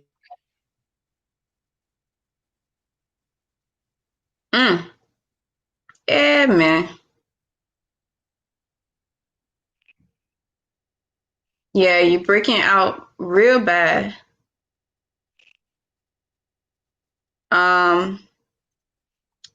We're gonna wait for him to come back in. What he's talking about is the sun. Tomorrow is the 21st. It happens every single year, where the sun's gonna go to the lowest part of the hemisphere. And he's saying that the sun is Jesus. Okay, that's what he's saying. Okay, you back? Yeah. Okay. So when the sun sets, okay, the sun goes to the lowest hemisphere, 0 degree. Okay, so 22nd, when the sun arises and sets, it remains on the same degree. On 23rd, when the sun arises and sets, it remains on the same degree. On 24th, when the sun arises and sets, it remains on the same degree. But on 25th, now the sun starts to move 1 degree to the northern hemisphere. And our ancestors say the sun has been reborn. The sun has now what? Resurrected. And the sun is moving to the northern hemisphere. That is what my great man Peter Osa was saying. Spring equinox. So from 25th December, the sun now moved to the northern hemisphere. So on 21st March, the sun now balance itself. Okay, we have equal day, equal night. But tomorrow marks the first day of long night, short day. Do you understand? Because the sun goes to the lowest hemisphere, it goes to die. So on 25th, it starts balance, move 1 degree to the northern hemisphere. So on 21st March, now the sun balances itself. We have equal day, equal night. You understand? So equal day, equal night. That is the star, as Mr. Peter Usa was saying. The star called Sapadat Sirius, you understand, arises, okay, from the east. And during the ancient of days, the praise, the high priest, the pharaohs of every nation wake up to observe when and how Sirius arises, Sapadat arises. And when the star arises, our ancestors say that it is called the morning star because it appears before the morning. And some of our ancestors also call it the Lucifer, the light bringer, because it appears before the light of the world. That is the sun. Do you understand? So it is the sun that balances our lives on this earth. Do you understand? So the Bible is just talking about the sun. Okay, it's not the man who came to live on this earth to experience a lot of life we are experiencing. It was just created by the white and the Africans. So if you read Genesis chapter 1 downwards, it is telling you Genesis talks about the genes. Every individual is made up of what? Genes. The genes are obtained from the chromosomes. Okay, and the genes have the inheritance, the DNA, and the DNA contains your what? Inheritance, your genetic what? Makeup or makeup. Do you understand? So it is sun. We are made of sun. You understand? So if you read Genesis chapter 1 verse 2, it tells you that okay, there was deep. You're breaking up really bad now. Of water. God was moving upon the waters. That is where nature started. Nature started the foundation of water. So if you read Genesis chapter 1 onwards, Nana Afria Bar. I get my It's breaking up. Yeah, no, I understand you, but a lot of the viewers is breaking up bad. Could you? No, it's not clear.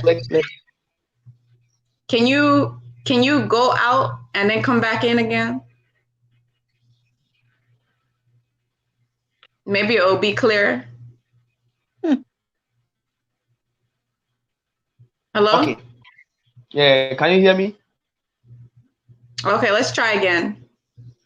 Okay, When you're so talking about the genes, the Genesis is all about the genes. Genesis is all about your genetic makeup. So Genesis, that portion of the Bible is talking about your genetic makeup. That's what they mean when they say Genesis. It's talking about your genes. yeah, it talks about the generation. Genesis talks about the generation, how everything life form came into being. You understand? And I've been always saying the Bible as a compilation of what ancient Egyptian consciousness books. You understand? The Bible is not any book which was one with a long day in the upstairs with the son Jesus, who one day come on this earth to capture some people in the heavens. But the heavens is just talking about Genesis chapter 1 verse. There was a division between the waters above and the waters below. And the firmament was called heavens. It's not any place you go see that mind and connect. Do you understand? But the heavens is just talking about the firmament. As my great Pharaoh, Peter Sika Usa said, do you understand? The stars, the moon, the constellation, do you understand? They represent us. They are our souls. They be us. They are our ancestors. Do you understand? And the Milky Way, which is up, do you understand? It's where every soul is coming from. We human beings are stars. That is my star. Do you understand? We are stars relating on what human frequency. Do you understand? So if you read Genesis chapter 1 verse 6, the heavens is just talking about the firmament. Okay, and there is no one day we are going to die and we are going to go to hell, but we resonate the sun. We move our life with the sun. The sun arises, we arises. The sun go to set, we go to set, we go to reset, we go to sleep. The sun sets, we also die. We are able to reborn. Okay, from our great grandparents or grandchildren. Do you understand? So we don't die. We are the children of the sun and the moon and the solar system. Do you understand? Energy can never be destroyed or created, but can be transformed from one point to another. Do you understand? Read Revelation. About Revelation, I is telling you, it's what my master Peter Sika Usa said about what our ancient analogy. It's about Revelation is talking about culture, our cult of nature. So the Bible is just talking about astrology, a lot of astrology, and a lot of secrets in nature, and a lot of what culture, history, a lot of things that they've mixed with the Bible and with what fake indoctrination by the white center spirits. Do you understand? But we are here to explain the truth to our people. Do you understand? So if you read Genesis, the two great lights was the sun and the moon. And if you read Deuteronomy chapter 9, hesitate to bow down before the sun and the moon or any of the heavenly bodies, the stars. Do you understand? Meaning our souls are resonating on frequency, sounds, and sound resonates with frequency, and we are sounds. Okay, because before creation, it was what primordial darkness, the who, the net, that air starts to cause expansion. Heat starts to germinate. Water came about, or water came through water. Life existed. Do you understand? It was expansion between what the waters above and the waters below. So every day I've been saying there is no hell. There's no going to be any place that one day melanated people die and you go and put them in fire. One day melanated people will die and they will go and work on gold. It's all about distraction. How to change mindset about our spirituality, our consciousness, how to change us from our practices, how to change us from what ways that we were living in the ancient of days. But so far as nature concerns with what revolves, as Peter Usa said, so far as nature continues to exist, there will be some people to resonate on the high frequency to open the truth to our people. Do you understand? So always my mission on this Raka. When we say Afu Raka, Afu means the car, or Afu means what? Mother Earth. Understand? We have two divinities, two deities that control Mother Earth. You understand? We have Mother Earth, Ya, and Mother Earth, Efua. That is Asiya in and Asiya Fua in Akan. You understand? These two deities possesses the soul, and we have the rock of the soil as our foundation. If you go to the shores of the ocean, you see the foundations of what the land. Okay, that and we are. Yeah, you're breaking up now. You're starting to break up now. On the surface of the rocks, that is the existence of activities. The soil surface is rocky part of the earth. It's called Atia. Yeah, you're breaking up bad now. And all those stuff. That is where, if we are buried in the soil, we are able to resonate into the new life through what Asasiya. Do you understand? So it is very, very, very powerful, and it talks about what everything in the Bible. Okay, if you read Psalm 24 verse 2, it said it's the Lord that established or who found the earth on the sea. Okay. All right. So it's breaking up now. So our life. Nana, on this. Let me mute you. Sure. So it's breaking up pretty bad now. Unfortunately, I'm sorry I had to mute you there. I know some people it's hard for them to hear. So I'm just gonna reiterate, you know what I mean? Because the connection is bad, you know. I don't know if there's somewhere you can go with better connection or something like that. Because we heard the first part of it, but the last part of it started to break out pretty bad. You know. Hello? So, you know, a lot of respect to what you said here. Now, from what I heard, you know, I heard you talking about hello, can you hear me now? Yes, but the connection is not clear. So I know you're talking about Usat. You said there is no hell. There's no hell for people to go and work like slaves and burn. You said there's when you die, you basically, you know, reincarnate, because energy cannot be destroyed nor just created like that. So Uset is going to be the Milky Way, right? You said Uset is the Milky Way. And then Usa is Orion's belt. And Uset is the female version of the star constellation. And Usa is the male version of the star constellation. Uset, the Milky Way, known as the Milky Way, but in ancient Egyptian scripture is known as Uset. She gives birth and creation to all of the stars. So it's believed that that's where all of our souls go. And it's believed that that's where all the stars come from, is the Milky Way, correct?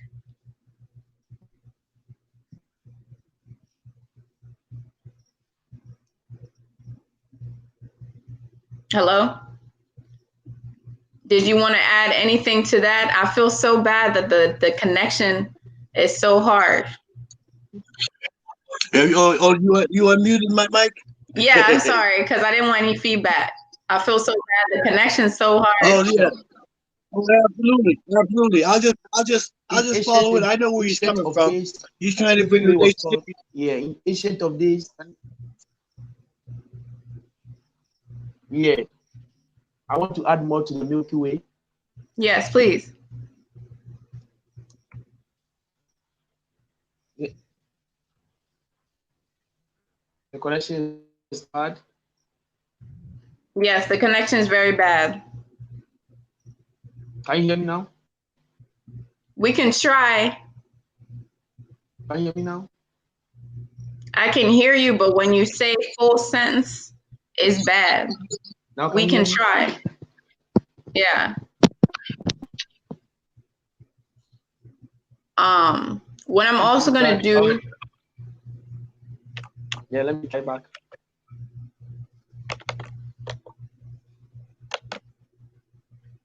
Can you hear me now?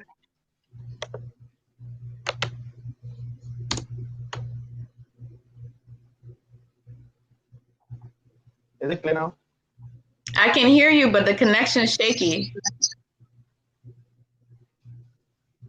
It's still shaky? Yeah, you can try and talk. Okay. So, Abol is talking about the Milky Way in ancient of days. The Milky Way was also called Abol. You understand? The Nile River, the sky, or the heavenly Nile. You understand? Everything, or the stars constellation within the heavens has the same constellations of the Earth. Do you understand? We resonate with what these constellations. Okay. So as I've been saying, is my network clear? Yes, it's a lot better. Is my network clear? Can you hear me? Yes, it's a lot better. Yeah, I'm having problem over here. I'm having problem over here. But is it clear now? Is it clear now? Yes, it's clear. Now. Okay. So if you go to Amos chapter 9, verse 11, chapter 8, verse, Amos chapter 8, verse 11, it will tell you that some days are coming. We will walk from ends of ends to the sea, or ends of the sea to the ends of the sea, but we will not find the truth. And this is the age that we are in, for us to know the truth. The people who are saying the truth to us, we are not paying attention to them. The ancient of days, when a child grow from a childhood, do you understand? If you are a lady, you will give you a right, okay? And that right was what, according to everyone, actually according to what all ethnic groups, do you understand? We're having the puberty, we get to 18, we celebrate your puberty right. Do you understand? And when you grow ahead, you celebrate your marriage right and all those stuff. Okay, so even your last death, okay, that is what we call the funeral rising, okay, or a year in a can. A year means good. A year means something which is very good. A year, do you understand? We are giving your last respect. Do you understand? You are sending your soul to transition into the spiritual realm. That is Psalm 104, verse 29 and 30 will tell you your body will go to dust, but the spirit will be recreated and renew the face of the earth. That's Psalm 104, verse 30.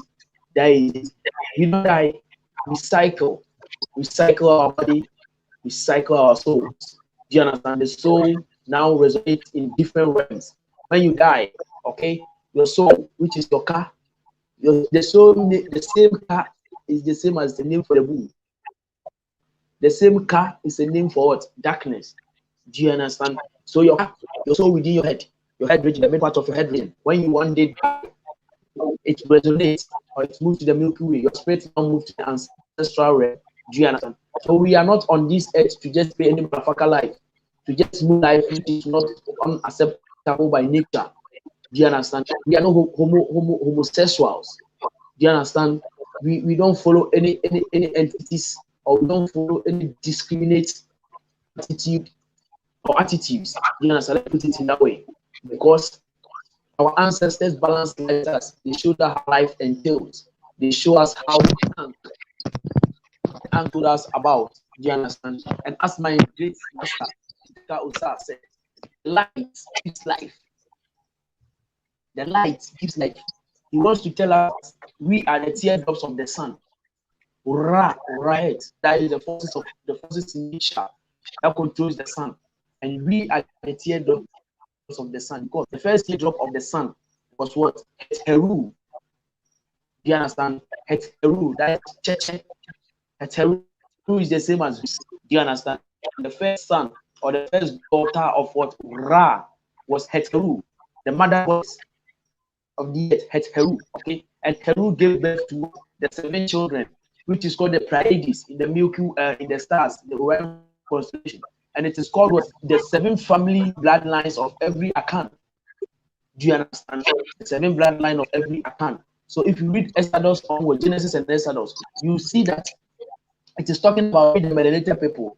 Genesis chapter 36, verse 27 talks about the Akan, AKAN, the Akans, the melanated people. The first people to exist on the Knesset, the Asian, the middle part of the first car, the first raised land, okay, on the primordial waters.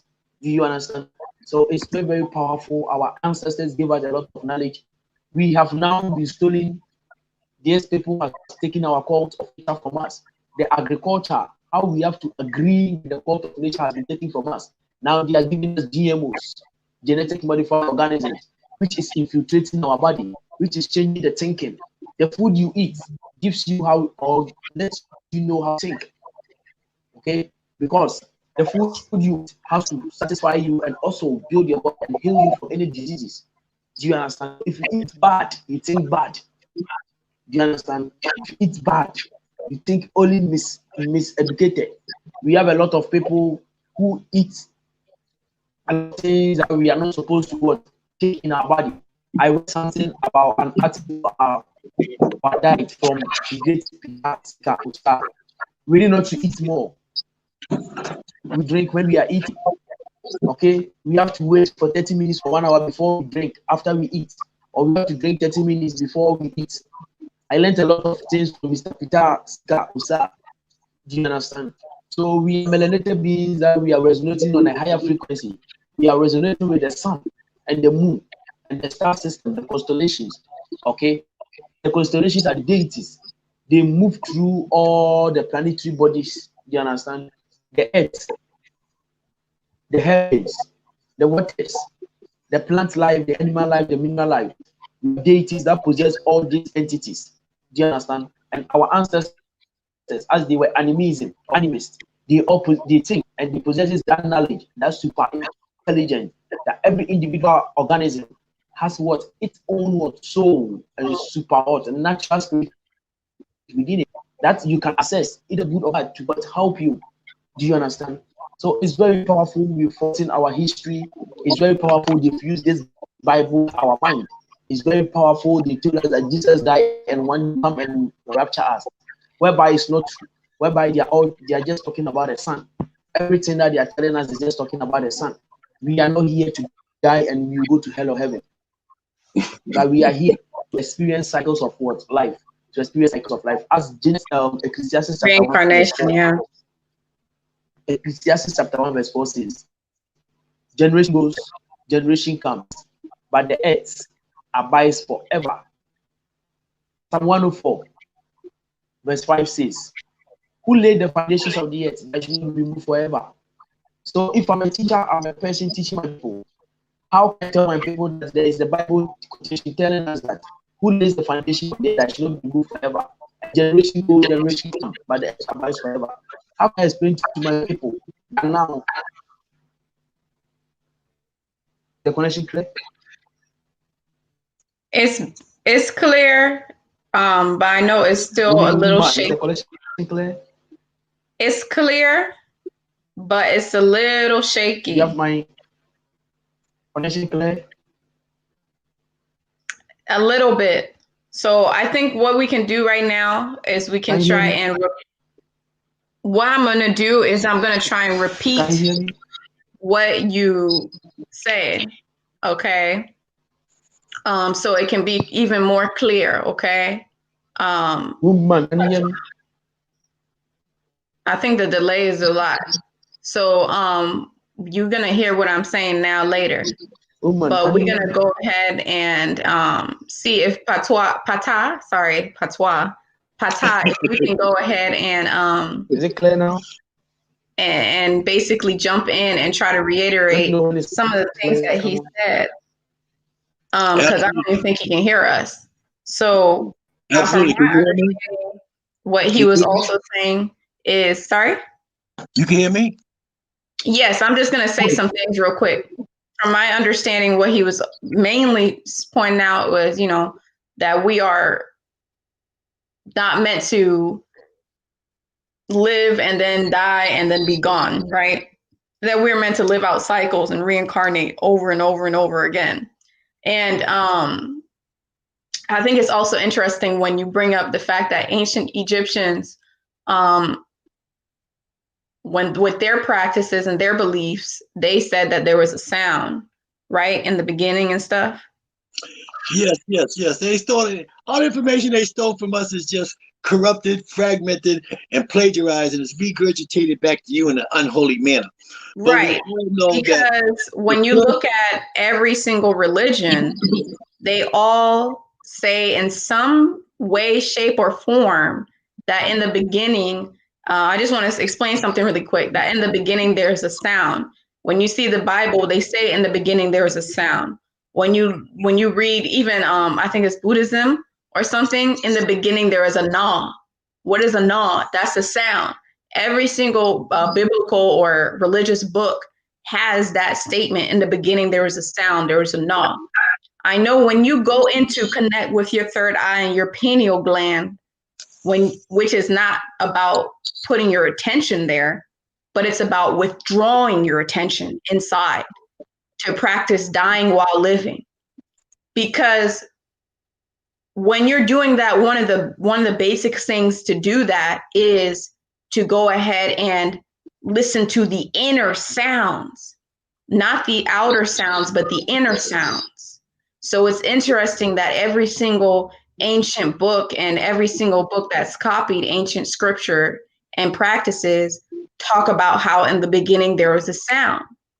Because in order to meditate right, what you have to do is you have to practice dying while living. And why is that? It sounds strange, but you got to see what happens when somebody dies, right?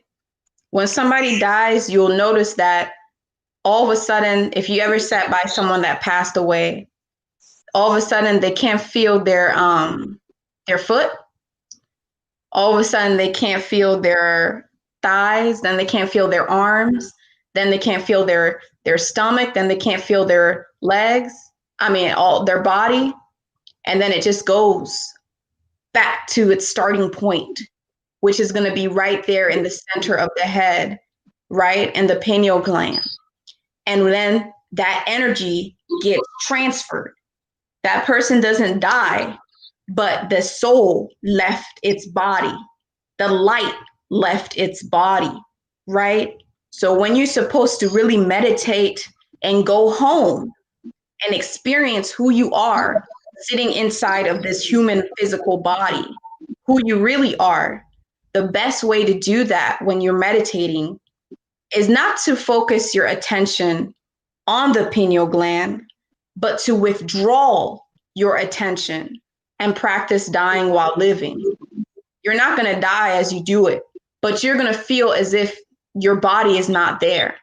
You have to withdraw your attention from your physical body when you really meditate to focus in on the pineal gland and meditate for real, because that body is not who you are. So you have to really withdraw your attention and go inward. And that's why even when it comes to like chakras and things like that, it's amazing to do chakras, because these are, even ancient Egyptians had their wording and their chakras before Vedic astrology. Before Vedic scripture. The chakras are just energy centers. So any energy center below here and down, you're basically just putting your attention outside. They may give you some experiences like astral projecting, out of body experiences. They may give you some feeling like, oh, you're feeling your subtle body, you're feeling your energetic body, but it's still very physical in a way. The only real way to meditate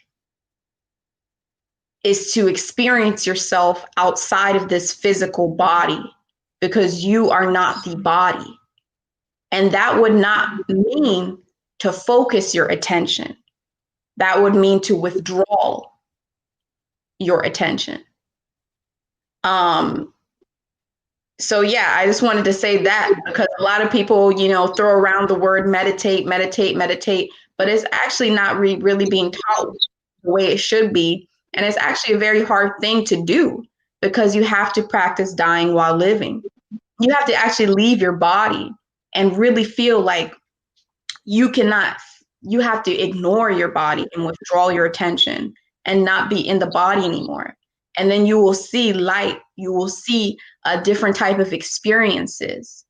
And that's how you really meditate, not just quieting the mind and gaining benefits from doing things like that, from controlling your mind, but to actually withdraw from the mind and know that you are actually not the mind. The mind is just there to create, karma and things of that nature. So, yeah, I feel so bad that Nana Afriabera We couldn't hear him. But did you have anything to add on when it comes to what he was trying to explain? Absolutely. Absolutely. He was trying to address the relationship between what you know through your Hellenistic indoctrination into humanity and how it was stolen and how it originates. So in order to break it down, there is an order that applies to all things. This order is called the order of existence. It was issued by the creator of all things, Ra Nebuchadnezzar, to ensure the continuous perpetual evolutions of all things. So when I speak to you today of the New Age order, the Great Golden Age, Mada Piasa, and the New Age order star gospel of the self-creation of Ra Nebuchadnezzar, it is of this order that I speak. Now, the first law of existence is that energy, nerve, must be spent. And the first law of energy is to always exist and expand. So this is what existence is about. You are here to acquire the ability to experience the phenomenon of being. This is the concept of self-creation. This is predicated upon the doctrines of Ma'at. So in the beginning, so energy, nerve, energy that is collected, absorbed, and then stored must be released because movement is a requirement, a necessity in the separating of the collective energy contained within the motionless cold void, such as Nu, the primeval ocean of nothingness, dark energy, oblivion, or the cosmological constant. We're only talking about one thing. We're talking about the all of alls, where everything is, was, and shall be is contained. Now, I broke them down into these 5 categories because these are schools of thought. So I'm trying to cover science, mathematics, astrology, astronomy, theology, whatever kind of game you got that you think that you could compete with our cultural, cosmic, collective conscious spirituality. I'm ready to wipe this all the way out. We're going to take this right back into the primeval ocean. Okay? Now, this energy that is collected, so we got to break it here. Here we go, Queen Mother. This is the symbol, the Ankh. This is why it doesn't mean life. Anybody that tells you that it means life is a hustler, is a hotep pimp. Apologies, I have no time to entertain. I'm at war. I got mothers crying and babies dying. This means being. This is based upon our ancient African cultural, cosmic, collective conscious spirituality and the concept of self-creation. So once you understand what this really means, we control the planet again. It's a wrap. But they gave you a Hellenistic interpretation. So now this represents, the egg represents the primeval germ. Now, how did my ancestors know that there was an egg-shaped anomaly in the center of the universe that existed trillions and trillions of years ago? Yet my ancestors knew this symbol and put it on top of the Ankh, knew that this egg existed. And NASA found this egg tangibly. They took a picture from the Kobe satellite and found this egg-shaped anomaly. And my ancestors knew this egg as the cosmic egg, the primeval germ, aka Ra Nebuchadnezzar. And then the two stems here, the 2 arms represents Shu and Tefnu. I'm trying to break it down spirituality first, and then the line represents how Shu and Tefnu created 7 Newt, and 7 Newt created the earth nature rules, and then the earth nature rules, Asar gave birth to Heru, and Heru and Heru gave birth to the Shemsu rules, and that's so it's only continuous evolutions and perpetual continuous. Now, scientifically, we know them as the field forces. There's 4 primordial field forces: electromagnetism, weak force, strong force, and gravity. And we know in our mathematics we know that in the cultural, cosmic, conscious spirituality, we know that our creator had to take 4 attributes of manifestation. Our creator became Temu. Temu in Medunetta means to think. Temu means thought. Temu means to plan. And Temu is equated to mentalism, in which scientifically we equate Temu to electromagnetism. Then, so first the creator released their self. So I say their self, I'm not saying himself, because our creator is androgynous. Our creator is masculine and feminine. So that's what I just want to. So if I have to say he, I really mean he, she. So I'm going to try to say they. First, they released their self. Then they sought out their self. They overcame the sensation of weightlessness, and they acquired the ability to experience the phenomenon of being. This is what's recorded in the Mastaba text, the Pyramid text, the Coffin text, the Kemenu, inside the Shabaka stone, inside the papyrus of knowing the evolutions of overthrowing the Pepi, and of knowing the evolutions of Ra, knowing the evolutions of Ra and of overthrowing the Pepi. These are the doctrines that you can research to get this information, some of the information. But this is how we broke it down. So now this energy that is collected, absorbed, and then stored had to be released. So when it released itself, the creator spoke their name as a word of power. This is where that sound comes from that you're talking about. This is the first sound. This is called, in our cultural, cosmic, collective conscious spirituality, it's called Zep Tepi. They call it Sep Tepi or Zep Tepi. Sep means first, Tepi means time. It's called the first time.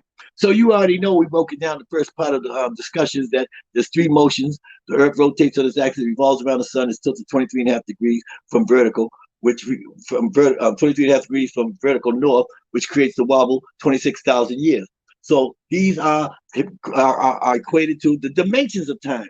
The first dimension of time is the rotation of the earth. The second dimension of time is the revolution of the sun. The third dimension of time is the tilting of the 23.5 degrees of the phenomenon of precession moving through this Milky Way galaxy 26,000 years on our quadrant of the outer or nerves of Orion's finger of our Milky Way galaxy. And our Milky Way galaxy takes 250 million years to make one complete orbit. And our Milky Way galaxy is expanding with the universe. We're talking about atomic energy. Okay, so now this is equated on this Ankh as the fourth act. So we have electromagnetism, weak force. We have electromagnetism, strong force, gravity, and the weak force. And we equate this to our cultural spirituality as Temu, to think. Ptah means the door. Ptah is the opener. Ptah is the door that let out the energy when the word was uttered. And then when the word was uttered, the creator released itself out of the primeval ocean of nothingness. Now, we describe this primeval ocean as an egg or a zero, because when we're talking about the all of alls, where everything is, was, and shall be is contained, mathematically, if you wanted to equate this or express this mathematically, numerically, you have to write what?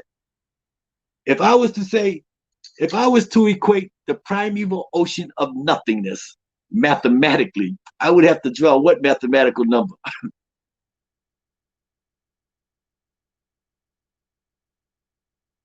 I can't hear you. Zero. Yes, Queen Mother. I'm just trying to get a little interaction here. That's all. I'm sorry. Exactly. So if I was to express the all of alls, where everything is, was, and shall be is contained in our cultural, cosmic, collective conscious spirituality, and I was to display this mathematically, I would have to draw zero. So when our ancestors see this zero, we see everything. But when the Greeks and the Romans saw zero, they saw nothing. They see nothing. But nothing to us is everything, because this is limitless. Yeah, exactly. It's the primeval ocean of nothingness, where everything is, was, and shall be is contained. So motion becomes a requirement, a necessity in the separating of this collective energy that is contained within this primeval ocean of nothingness. Henceforth comes the word.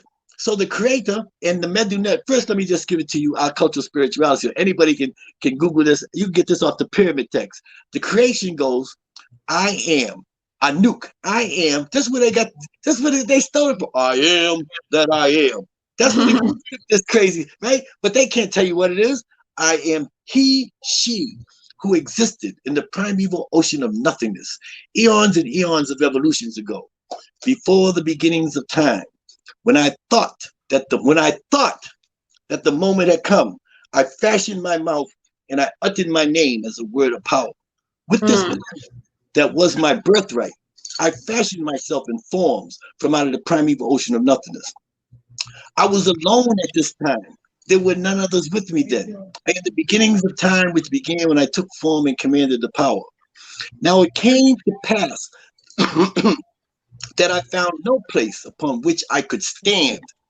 So I straightway brought forth from my own mind and thoughts the primeval mound from out of the primeval ocean of nothingness.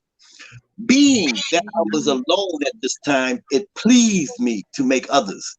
So I went from being nature 1 to nature 3. I made these beings in the manner in which all things are made. I, Ra Nebuchadnezzar, the he, the she, the mother and father of all existence, I embraced my shadow and I grasped my member and I loved myself. I issued forth the Nesher Shu and I multiplied its forms millions and millions of times.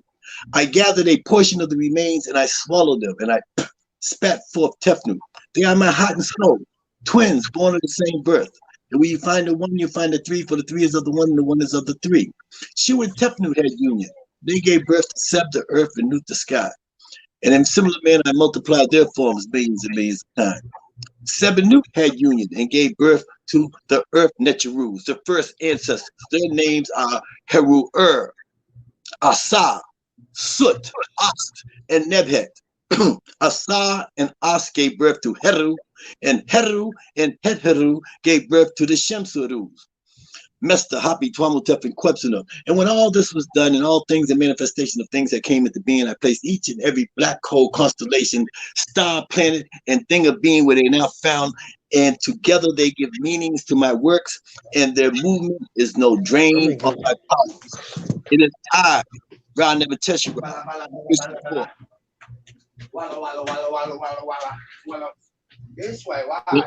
Can you turn off his mic, please? Okay, I'm trying to.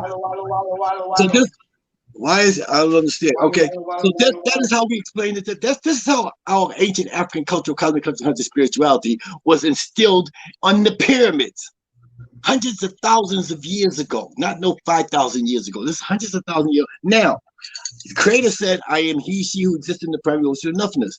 Eons and eons of evolutions ago. This is, we're breaking down the symbol of this key of life, which they call the Ankh, which does not mean life. It represents life, but it doesn't define itself as life. It defines itself as being, because what we're here to do is acquire the ability to experience the phenomenon of being. And all we're going to do is reproduce a process of creation in which the Creator themselves performed in order to separate themselves out of this primary motion of nothingness. So at the beginning of the show, we went through the Netherus, through the solids, liquids, and gases, through the matter, through the elements, to embrace the sun, to the three motions of the earth, to equate to the stars, subject to Orion's belt, to the Pleiades, the Heteru sisters, in order to get ourselves into the frequency. We're built up to frequency. I was glad I came back to the show. Now we can culminate this, and I can stand on the shoulders of Asiba, who was just talking about the relationship of the Bible and how it relates to our cultural spirituality and how they start. So this is how it goes. So now you have to be able to equate these four attributes of manifestation of Ra Nebuchadnezzar, which became Temu, to think. He became Ptah, becomes the strong force, is the door. Ptah, then came gravity. Gravity is the third field force, which is Amen. Amen in Medunetta means the hidden one. Amen means he and she who is hidden. Amen represents the primeval mound, because the Creator. Amen. Sorry, sir. Amen, A-M-E-N? A-M-E-N is how you would find it in the Google. Amen. Okay. So Yeah. Amen Ra. No, not Amen Ra. A different Amen. No, it's the same Amen, but Okay. Amen Ra is a star date. Amen Ra is in the constellation of Aries, which is called Amen. And the constellation of Aries, all the temples, the temple of Luxor in Karnak has an avenue of sphinxes with ram heads. All the Right. wore the ram heads because the sun was passing. This is what time it was. So the constellation of the avenue of sphinxes in Luxor and Karnak are orientated to the spring equinox. And when the constellation of Aries, which is Amen, came into that alignment, and when the sun came into it, Amen became Amen Ra.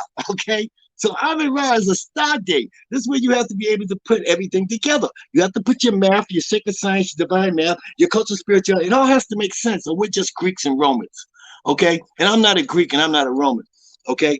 I am a Shem Suru. So this is how, right. So now Amen means, so in the Kemenu is the primordial 8. You got Noon, Noonet. Then you have Kek, Keket. Then you have He, Het. And then you have Ankh, Anket. Most people say it's Ankh, Anket, Noon, Noonet, Kek, Keket, He, Het, because it spells the word, the acronym Ankh. But that order there is corrupted. The order you have to put it in is Noon. Noon is the primeval ocean of nothingness. So Noon has to be first.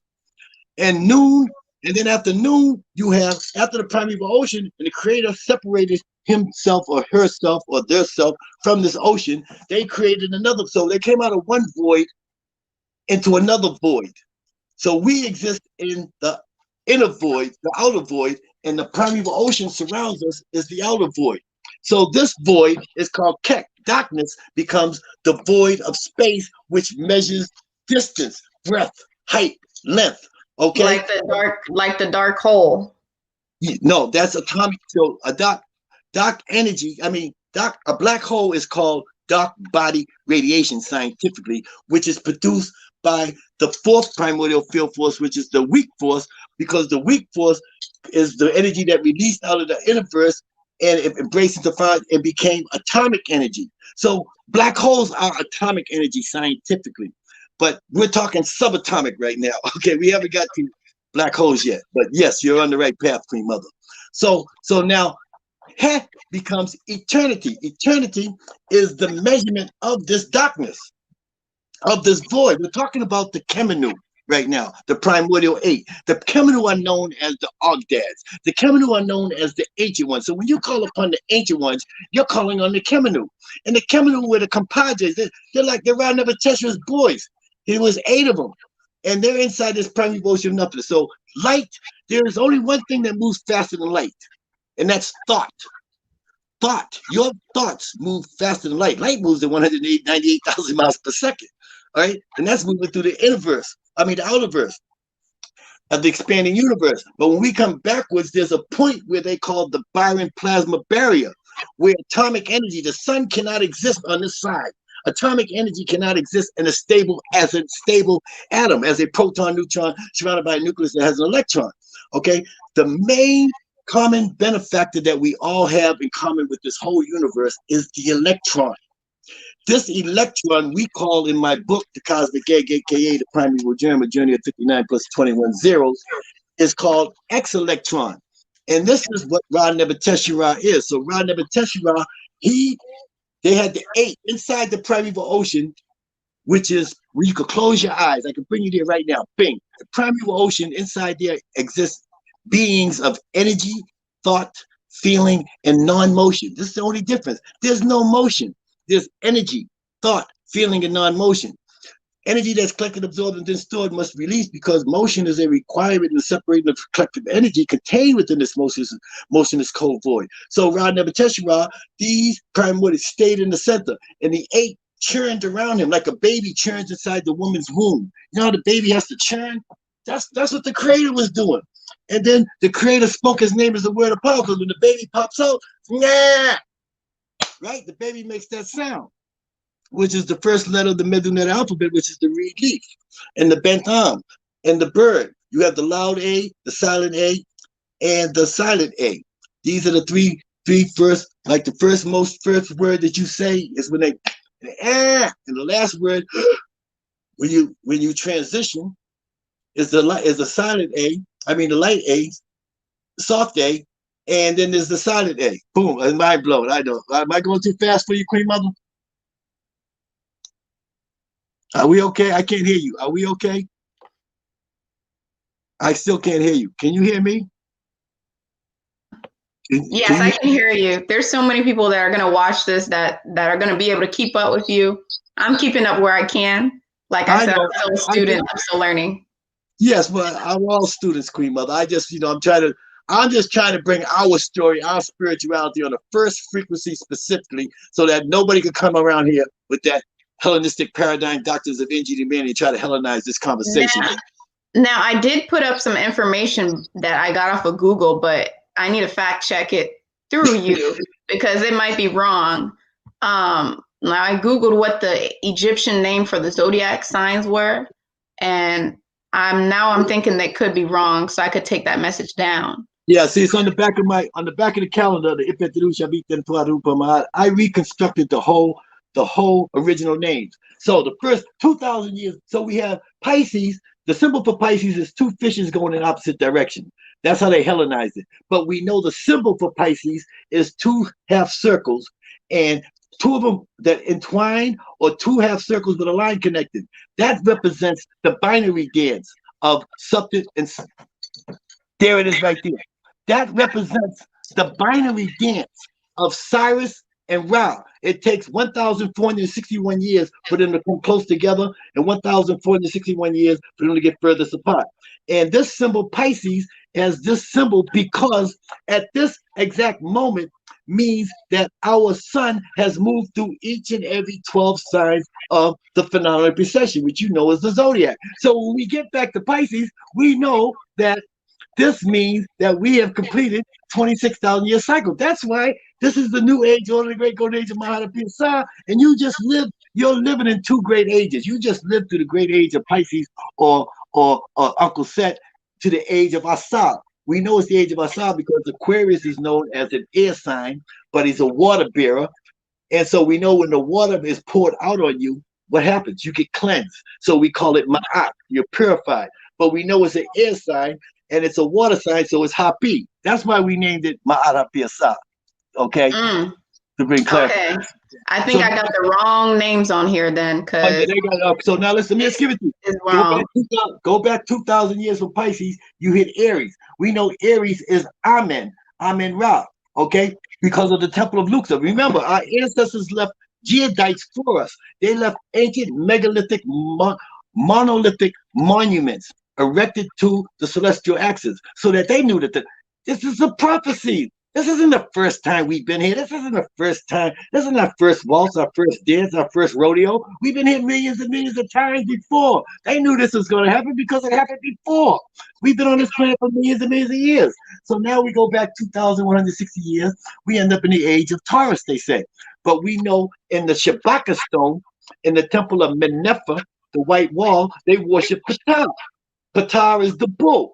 And the temple of Menefa is orientated to the celestial axis of Taurus. The spring, when the constellation of Taurus came over the in the eastern horizon, it was in the age of Taurus. So our ancestors worshiped the bull as Ptah in the temple of Menefa. This is all. Just Google the Shabaka stone, and you'll get your source, your primary source.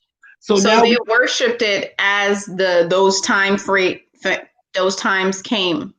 Right. So Ptah is part of the primeval story of the Zep-Tepi of the origins of existence, creation, development of the universe. But these are time frames, right? And this time frame, this doctrine said that Ptah was the creator, but we know Ptah is not the creator. Ptah can't be the creator because Ptah is turbulence. Ptah is the strong force. We know there has to be electromagnetism before the strong force, right?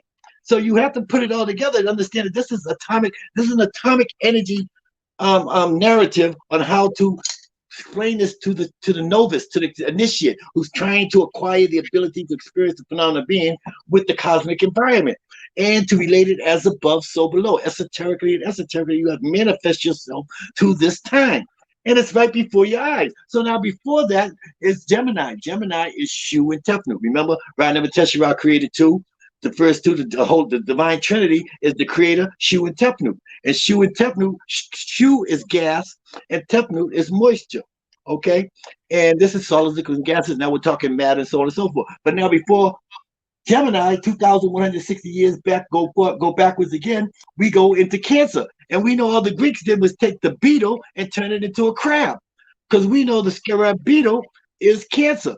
Because the beetle represents self-creation. The beetle can take its germ, place it within the dung on the Serengeti. You got all the animals on the Serengeti. They take the dung, roll it into a ball, place the germ inside the ball, get on the hind legs and push the ball, the spear from east to west. And at the end of the journey, another beetle comes forth. He didn't need a partner. She didn't need a partner. It's androgynous. Okay. So Kepra becomes, so Cancer is really Kepra. It's in the legend. It's in the legend. It's in the calendar. Go to the Amazon, everybody. It's in the description below. But let me just, I'm not here to market it. I'm here to get the information out. And then if you allow me to, I will. And then now before Cancer is Leo. Leo is Herukuti. Leo is Herukuti or Sekhmet. Sekhmet is the feminine manifestation of Herukuti. So now we just went from Pisces is 2,100, Aries 2,000, Taurus 2,160. Then we go to Gemini, we go to Cancer. So we just went back 12,000 years. But we know that through paleoclimatology, please Google paleoclimatology, we know that 12,000 years ago was an ice age. So if it was an ice age, that means that the polar caps were melting. And if the polar caps were melting, then the sea level rose. That means the Nile rose. And the Giza Plateau, where the pyramids are located, in the lower part of the Giza Plateau, is called the Sphinx Enclosure. And so the Sphinx Enclosure is about 200 feet below that level of the pyramid on the plateau. So, and the Sphinx Enclosure and Herukuti, Sekhmet, is in front of the Nile. So the Nile River rose up. So the Sphinx was up to its neck with water 12,000 years ago because it was an ice age. So that means it couldn't have been erected 12,000 years ago. So that means unless you got scuba dive equipment, okay? So, but we know that because of the Sphinx Enclosure, they have what you call water erosion. They have erosion viscers, cracks in the rocks that go vertical. And this vertical erosion represents water erosion, precipitation. And we know that there wasn't water. There's not water there. So the last time there was water there was 12,000 years ago. This is how we know. Okay, this is not guesswork. This is facts.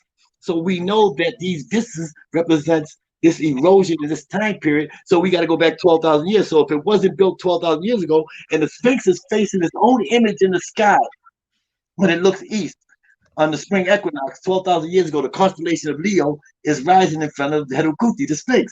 So that means we have to go back around the 26,000 year cycle, add that 12,000, that's 38,000 years. And that's just being moderate. That just blows that whole 5,000 year story away once you connect yourself to the phenomenon of precession. I'm just trying to bring relationship through the astrology, which the brother was trying to tell you the Bible was based upon the Genesis, but it was based upon astrology. And I'm trying to bring this astrological a narrative into the cosmological aspects so we could find our origins and then we could break this down. So now we just went through the Kemenu. So once you understand this, that we had the Mastaba text, the pyramid text, the coffin text, the Kemenu, the Shabaka stone. We got the Heliopolis text, the new text, the Theban text where Amun Ra inside the Temple of Luxor is called the Theban text. There's so many texts because there's so many ages that we have to keep transferring this information down because each time, you know, sometimes you get them stupid kids. Sometimes you get birth to just stupid kids because as above, so below, the frequencies of the universe is not letting this information perturbate down because of, like you say, of not understanding the basic principles of the chakras and the pineal glands and how to meditate. And you know, when you meditate, you're supposed to, when you meditate, you take your tongue, you close your teeth slightly, close your mouth gently, and with your tongue rolls backwards at the top. So no air comes out this way. You can't come no air here.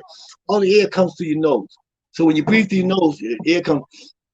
But when you breathe through your mouth, so now when you breathe through your nose, now your breathing beat has to connect to your heartbeat.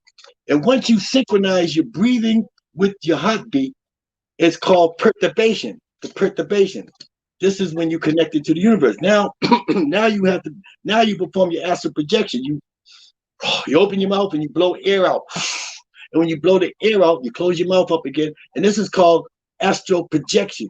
With the ah, ba, and the ka, you're able to your electron, your spirit, your ka can exit the body through mental frequency of electromagnetism. So you can see yourself in front of the computer looking. You can look down at yourself right now in front of the computer. Then you can pass through that top of your ceiling outside your building. Look down at your apartment building, your house, your little cabin, your trailer, whatever you're in. You keep going up, you can see your town, you can see your city, you can see your state, You can see the continent of the United States. You can see the globe of the planet. You can see the moon passing by the moon. Now you're passing by the sun, and now you're expanding out, and you're seeing. So this way, now you know the geodynamic dimensions of the universe, because we're gonna.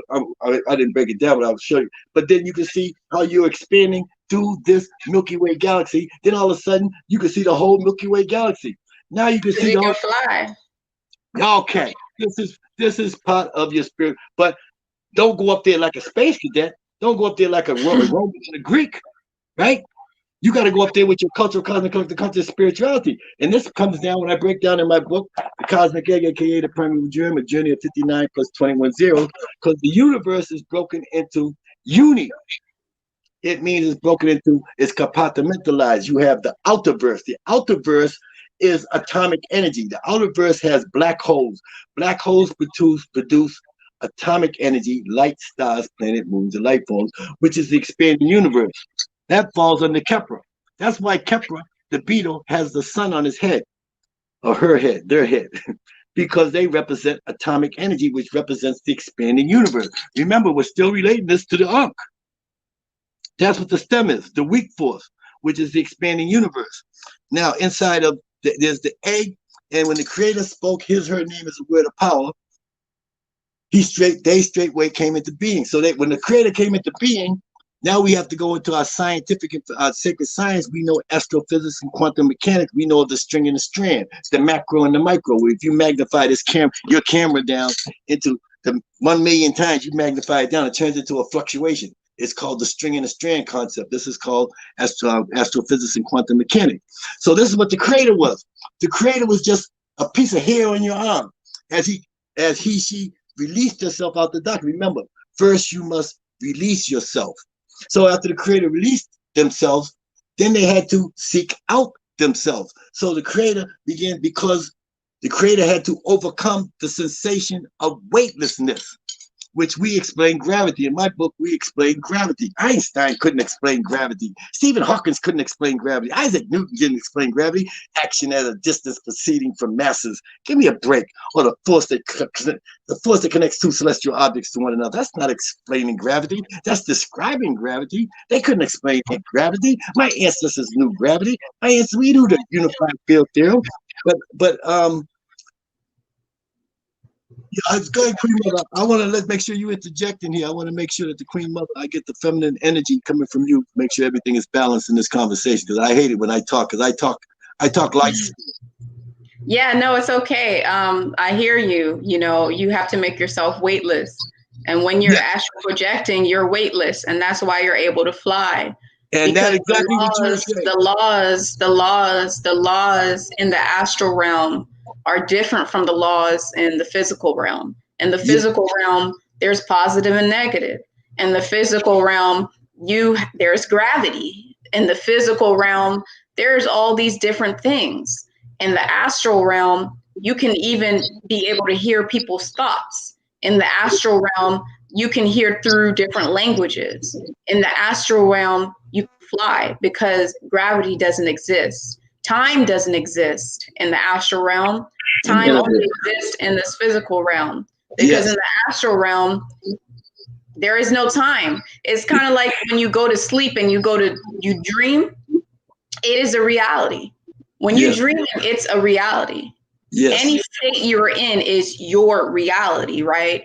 But when you're dreaming, there's different laws to that reality. In a dream reality, you can fly. In a dream reality, there is no time either in the dream reality.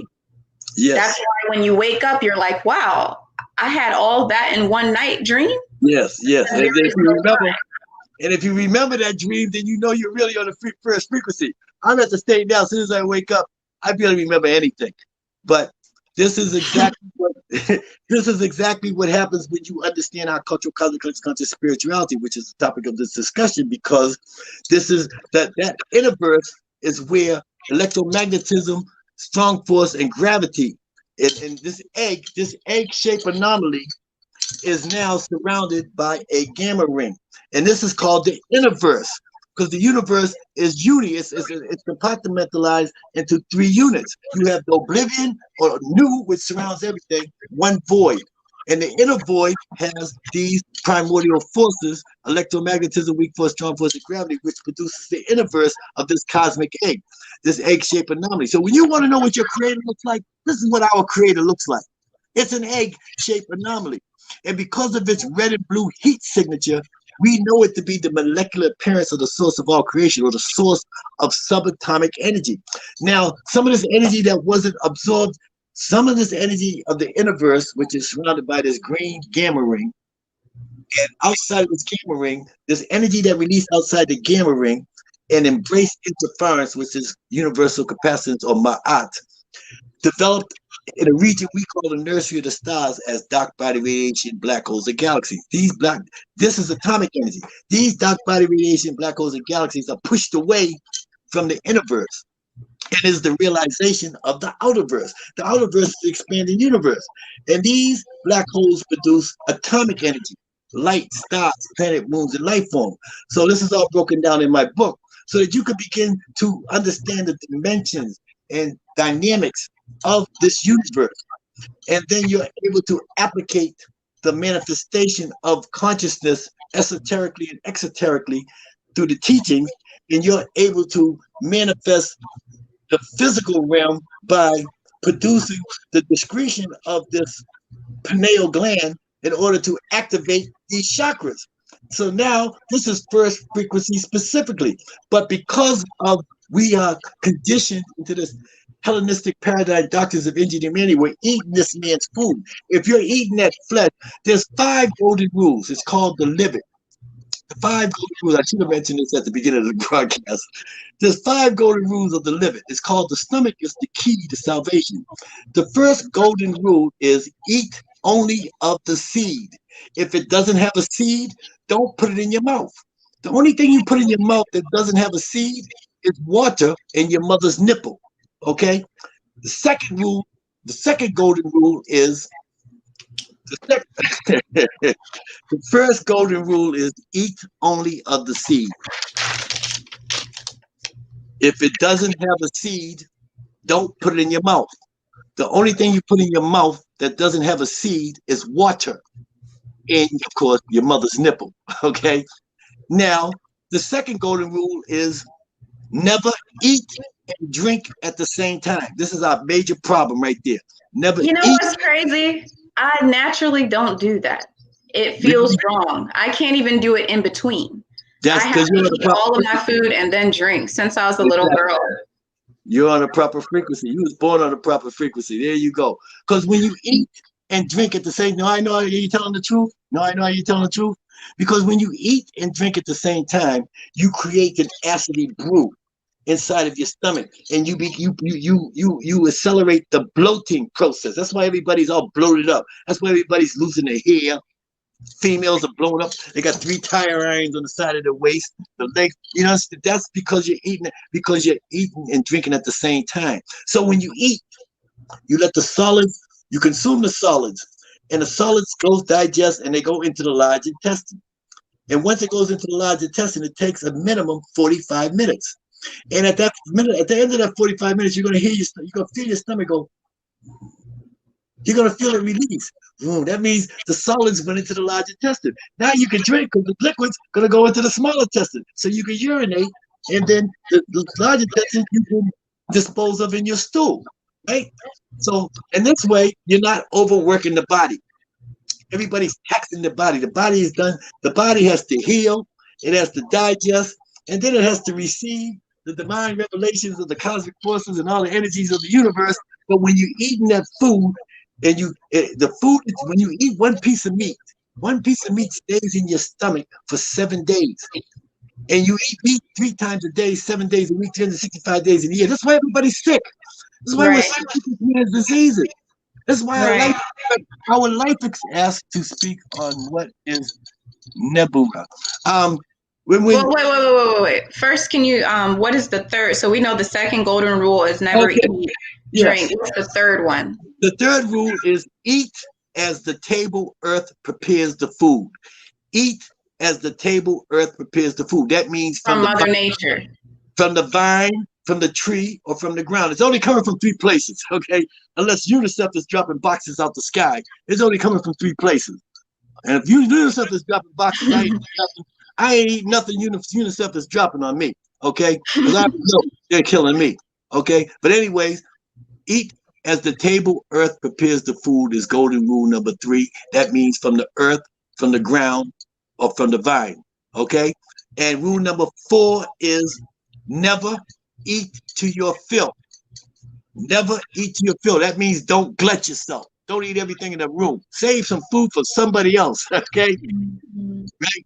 Okay? You're only supposed to eat one full meal and one small meal in the daytime, like some fruits and vegetables and drinking teas and stuff, because your body's still digesting the food you ate last night when you woke up. How the hell you gonna eat more food and you ain't digesting what you already ate? Yeah. And then you're eating that food when you wake up in the morning, you perform your Hesse, you connect yourself to the stars, then you eat, you got your teas already prepared, you got your grapefruits, your watermelons, your peaches. You eat fruits in the morning, you connect to the, and this is a frequency. It's called first. So now rule number 5 is to fast occasionally for certain periods. Rule number 5 is to fast occasionally. For certain periods of the year, you must refrain from eating to purify, cleanse, and detox the body of all the contamination that you've been filling it up with. You know at night, you know what you ate last night before you went to bed. You know you ate that piece of cake, and ate that ice cream, and all that other, all your little freakies that you eat at night. For you know, I used to have the same problems. I'm just like everybody else. I have my cake and my donuts and my candies out of bed. You know, you get, you know, all that stuff is hard to digest, but you have to be able to perform the proper rituals, and that is the 5 golden rules. Now, is there a recommendation? Is there a recommended time to occasionally perform fasting? During, yes. Queen Mother, you are so frequentized. You are so frequentized. I'm just curious. I was supposed to have said that, and then you brought, because I'm moving fast, and you just connecting right with me. Yes. Yes, there are certain times to fast during, we call the Ipeteru Shabitem Tuaru Pamaat, the ancient Basari, no, not the ancient Basari, the ancient calendar. And within the calendar, during the solstices, the equinox, the seasonal, you do it through the seasons, during the full moons, or during the solar eclipse, or during the most sacred days of the year are on the July 20th on the Gregorian calendar. The next 5 days are called, in scholarship, in Greek, it's called the Epagamo days.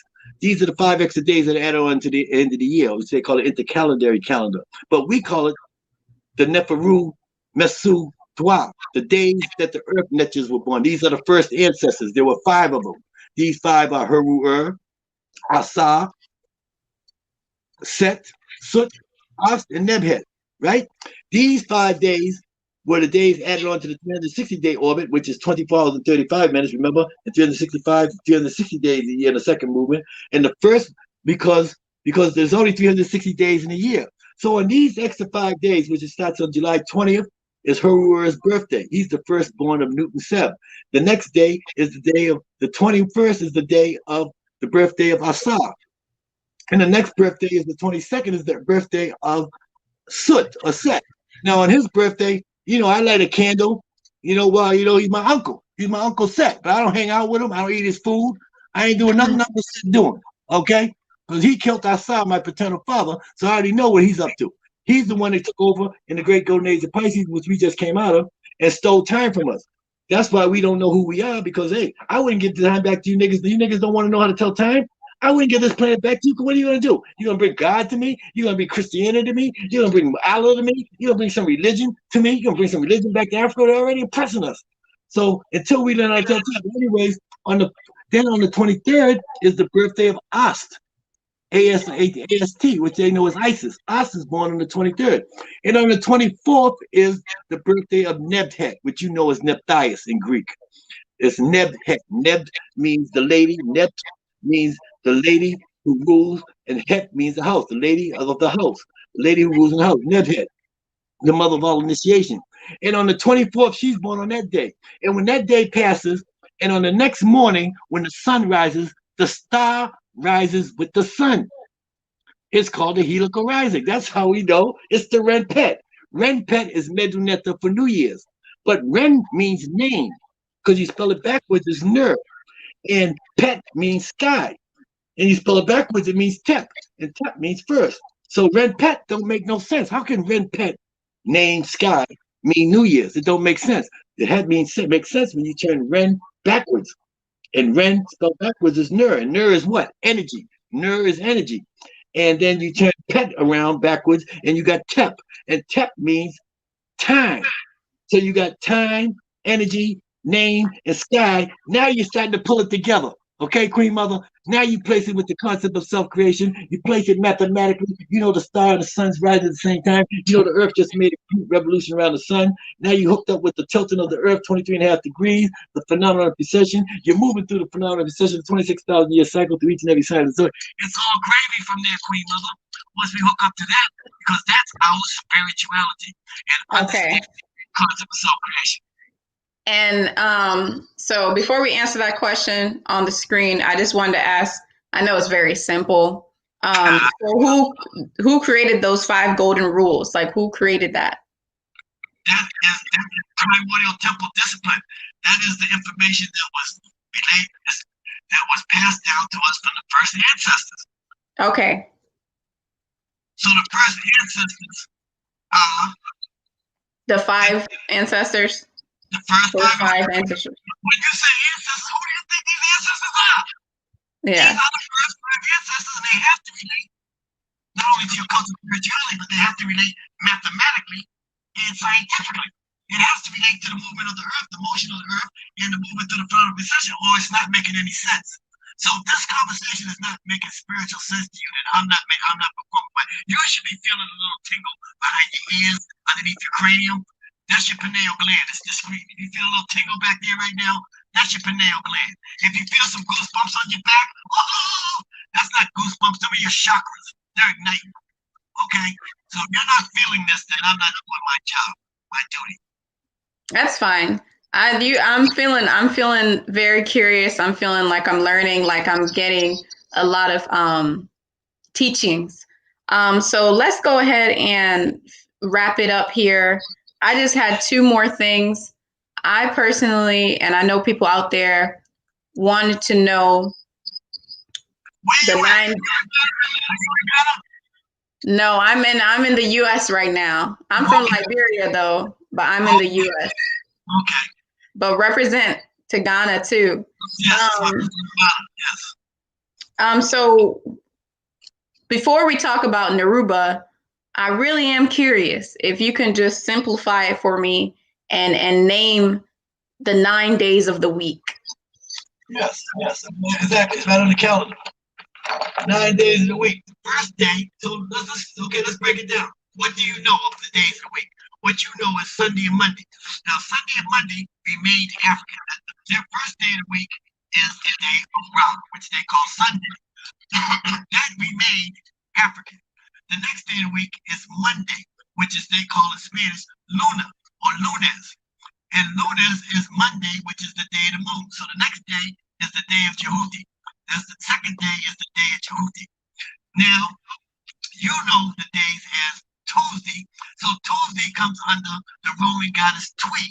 And the Roman goddess Tui is in Spanish is called Mates. So they became under planetary naming. So this Mates is ruled under Tuesday.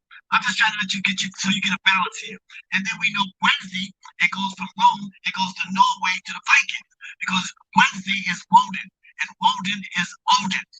And Odin is Wednesday because Odin has a son. His son is named Thor. And Thor became Thursday. Now we leave Norway, back down the road, we come to Friday. Oh yeah, and Wednesday is Miraculous in Spanish, and Miraculous is Mercury. And Thursday is Webis, and Webis becomes Jupiter. Okay, let me just make sure I keep a balance here. And then we got Friday. Friday becomes Frigga. Frigga is the Roman goddess of conjunction of merriment. You know, the eagle flies on Friday, the freaks come out on Friday. That's what they get the orgies and the fortification and everything. You know, because Frigga got a husband named Baca. He's the Roman guy with the grapes on his head, with the flute. And everybody's partying and all the orgies. That's Frigga. And Frigga in Spanish is Venus. Venus becomes Venus. And of course, the 7th day is Sabbath, which is Saturn. Now, Now that's the Hellenistic paradigm Dr. Da Vinci made it got you so you can't remember nothing. That's what can you please repeat Saturday again? The real name for Saturday and the planet that rules Saturday? Oh no, the real name I'm just saying what they telling you is Sabado. Sabado is Spanish. And Sabado represents okay. These are just what you know when you Google things. Now, how did I name it? I'm not gonna say rename. How did I rename it? I looked at it in the eyes of our most earliest ancient African indigenous primordial ancestors, the early hominid, Australopithecus africanus humanus, if you want to say, our most earliest ancient African indigenous ancestors, when they looked into the sky, the sun was the most powerful force. So the sun becomes day number 1. As we move from the sun to the earth, there's an object in between us, right? That's the moon. So the moon becomes the second day, which is Jehuti. The third day, we came from the sun to the moon, we land on the earth. The earth is called Seb. Remember Newton Seb? Seb is the earth. And Seb becomes the third day. Now we're on the earth. And when you're on the earth, you look to the left and you look to the right. What do you see? You see nature. You see Mother Nature. So the third day is named, here it is here. The third day is named Ast. There's Ra, Jehuti, Seb, and the third day is Ast, Mother Nature. Now the next days, we look to the left, we look to the right, we look to east, west, north, and south. We have the 4 cardinal points. These become here, they are right here. These are the 4 children of Heru. They're called Mesta, Hapi, Kwamotep, and Kwapsa. They become east, west, north, and south. They become the 4 cardinal points. They become the 4 elements. They become the 4 pillars that hold up Pet is the sky or the celestial firmament. We do not use the word heaven. There's no such thing as heaven or hell. Them are European concepts. This is our story. First frequency specifically, and the last day is Heru. And Heru is the father of the Shemsuru, and that becomes 9 days. So the 9 days of the week are Ra, Jehuti, Seb, SB. So you would know, if you Google Seb, you would see Geb, Geb. Geb is the European pronunciation of the corruption of the etymology of the Medunetta. They say Geb. But when you say Geb, you defrequentize yourself because it's all a frequency. You're trying to search for first frequency specifically. The primordial word in Medunetta for the earth is Seb, because if you spell it backwards, it's Bes, and Bes means fire. And we know that inside the earth, there's a ball of multi-core fire, right? Inside the earth, there's a ball of fire. So we know Bes is Seb is the proper pronunciation. After Seb, day number 1, 2, 3. Day number 4 is Ast. Day number 5 is Mesta. Day number 6 is Hapi. Day number 7 is Twamutef. Day number 8 is Quebsanuf. And day number 9 is Heru. And that's all in my calendar. The Ipeteru Shabit Templaru Pamat. This is inside the Rasarian Solar Civil Lunar Calendar, which you can get it on Amazon and Kindle. We even have a okay. Can you say that slowly? Can you say it slowly, or could you type it in the chat? Because a lot of people actually want to go and do that and get that. Also, can you type in your book, the name of your book that you have? Yes. When I logged out earlier, I went to your YouTube and I went in the chat room and I put that in there already. Then I came back. Yes, it's on Amazon, the Rasarian, the ancient Egyptian Rasarian calendar, and it's on Kindle globally. You can get it in Africa, South America, England, all over the world, Australia, all in all languages. Okay. And there's an Etsy. I put the Etsy account in the description below in your chat. I put the Etsy account. Okay, great. Okay, so lastly, and then we're gonna get out of here, is gonna be, can you speak on Narubu? Narubu. That's supposed to be this planet that's supposed to be outside of it's supposed to be in our solar system under the gravitational pull of our sun. Nobody's seen it yet. There's supposed to be scriptures inside of the emerald tablets is the corrupted information. It's all corrupted information. My ancestors, it's not in the pyramid text. that's been there for millions and millions of years. I'm not falling for none of that stupid stuff. Okay. Now they're saying that we're going around the solar system like this. They're saying this planet goes perpendicular, and its oblong orbit, its gravitational orbit makes it appear like every 2,000 years with the great ages. I'm not saying it is. I'm not saying it's not. I'm saying I don't see no evidence in Medunetta. I'm not going for it.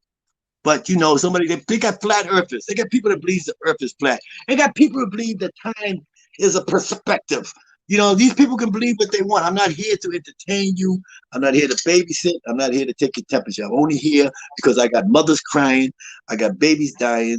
And I was offered an opportunity to be on your platform, and I am honored and humbly honored to be on your platform, Great Queen Mother God. I still don't know your name. I'm calling you. Okay. Yes, my name is Bloomingdale. Oh, okay. But on YouTube, my YouTube channel, my business name is bloomingwombman. Yes, so, I got it. What's your Facebook name? What's your Facebook name? It's Bloomingdale, BLOOMINGDALE space Mack, MACK. Oh, space Mack. Okay, MACK, Mack. Ooh, excuse me.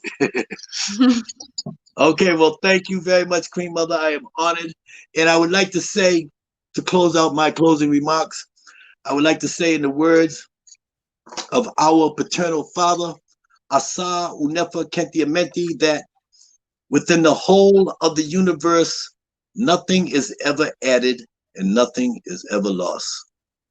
I am honored to be on your platform, Queen Mother. Dua, dua. Thank you. Thank you. Thank you so much for bringing your knowledge. Thank you so much for bringing the wisdom to us who are so curious and need to know the truth and need to understand the origin of these things. Thank you so much for coming on to my channel. And hopefully we will see you. I'm pretty sure people want to see you in the future, so you can bring more teachings. So thank you so much. I'm your humble servant. All right. Thank you. Thank you, everyone in the chat. And we'll see you guys on another day. All righty. All right. Bye-bye. Thank you, everyone.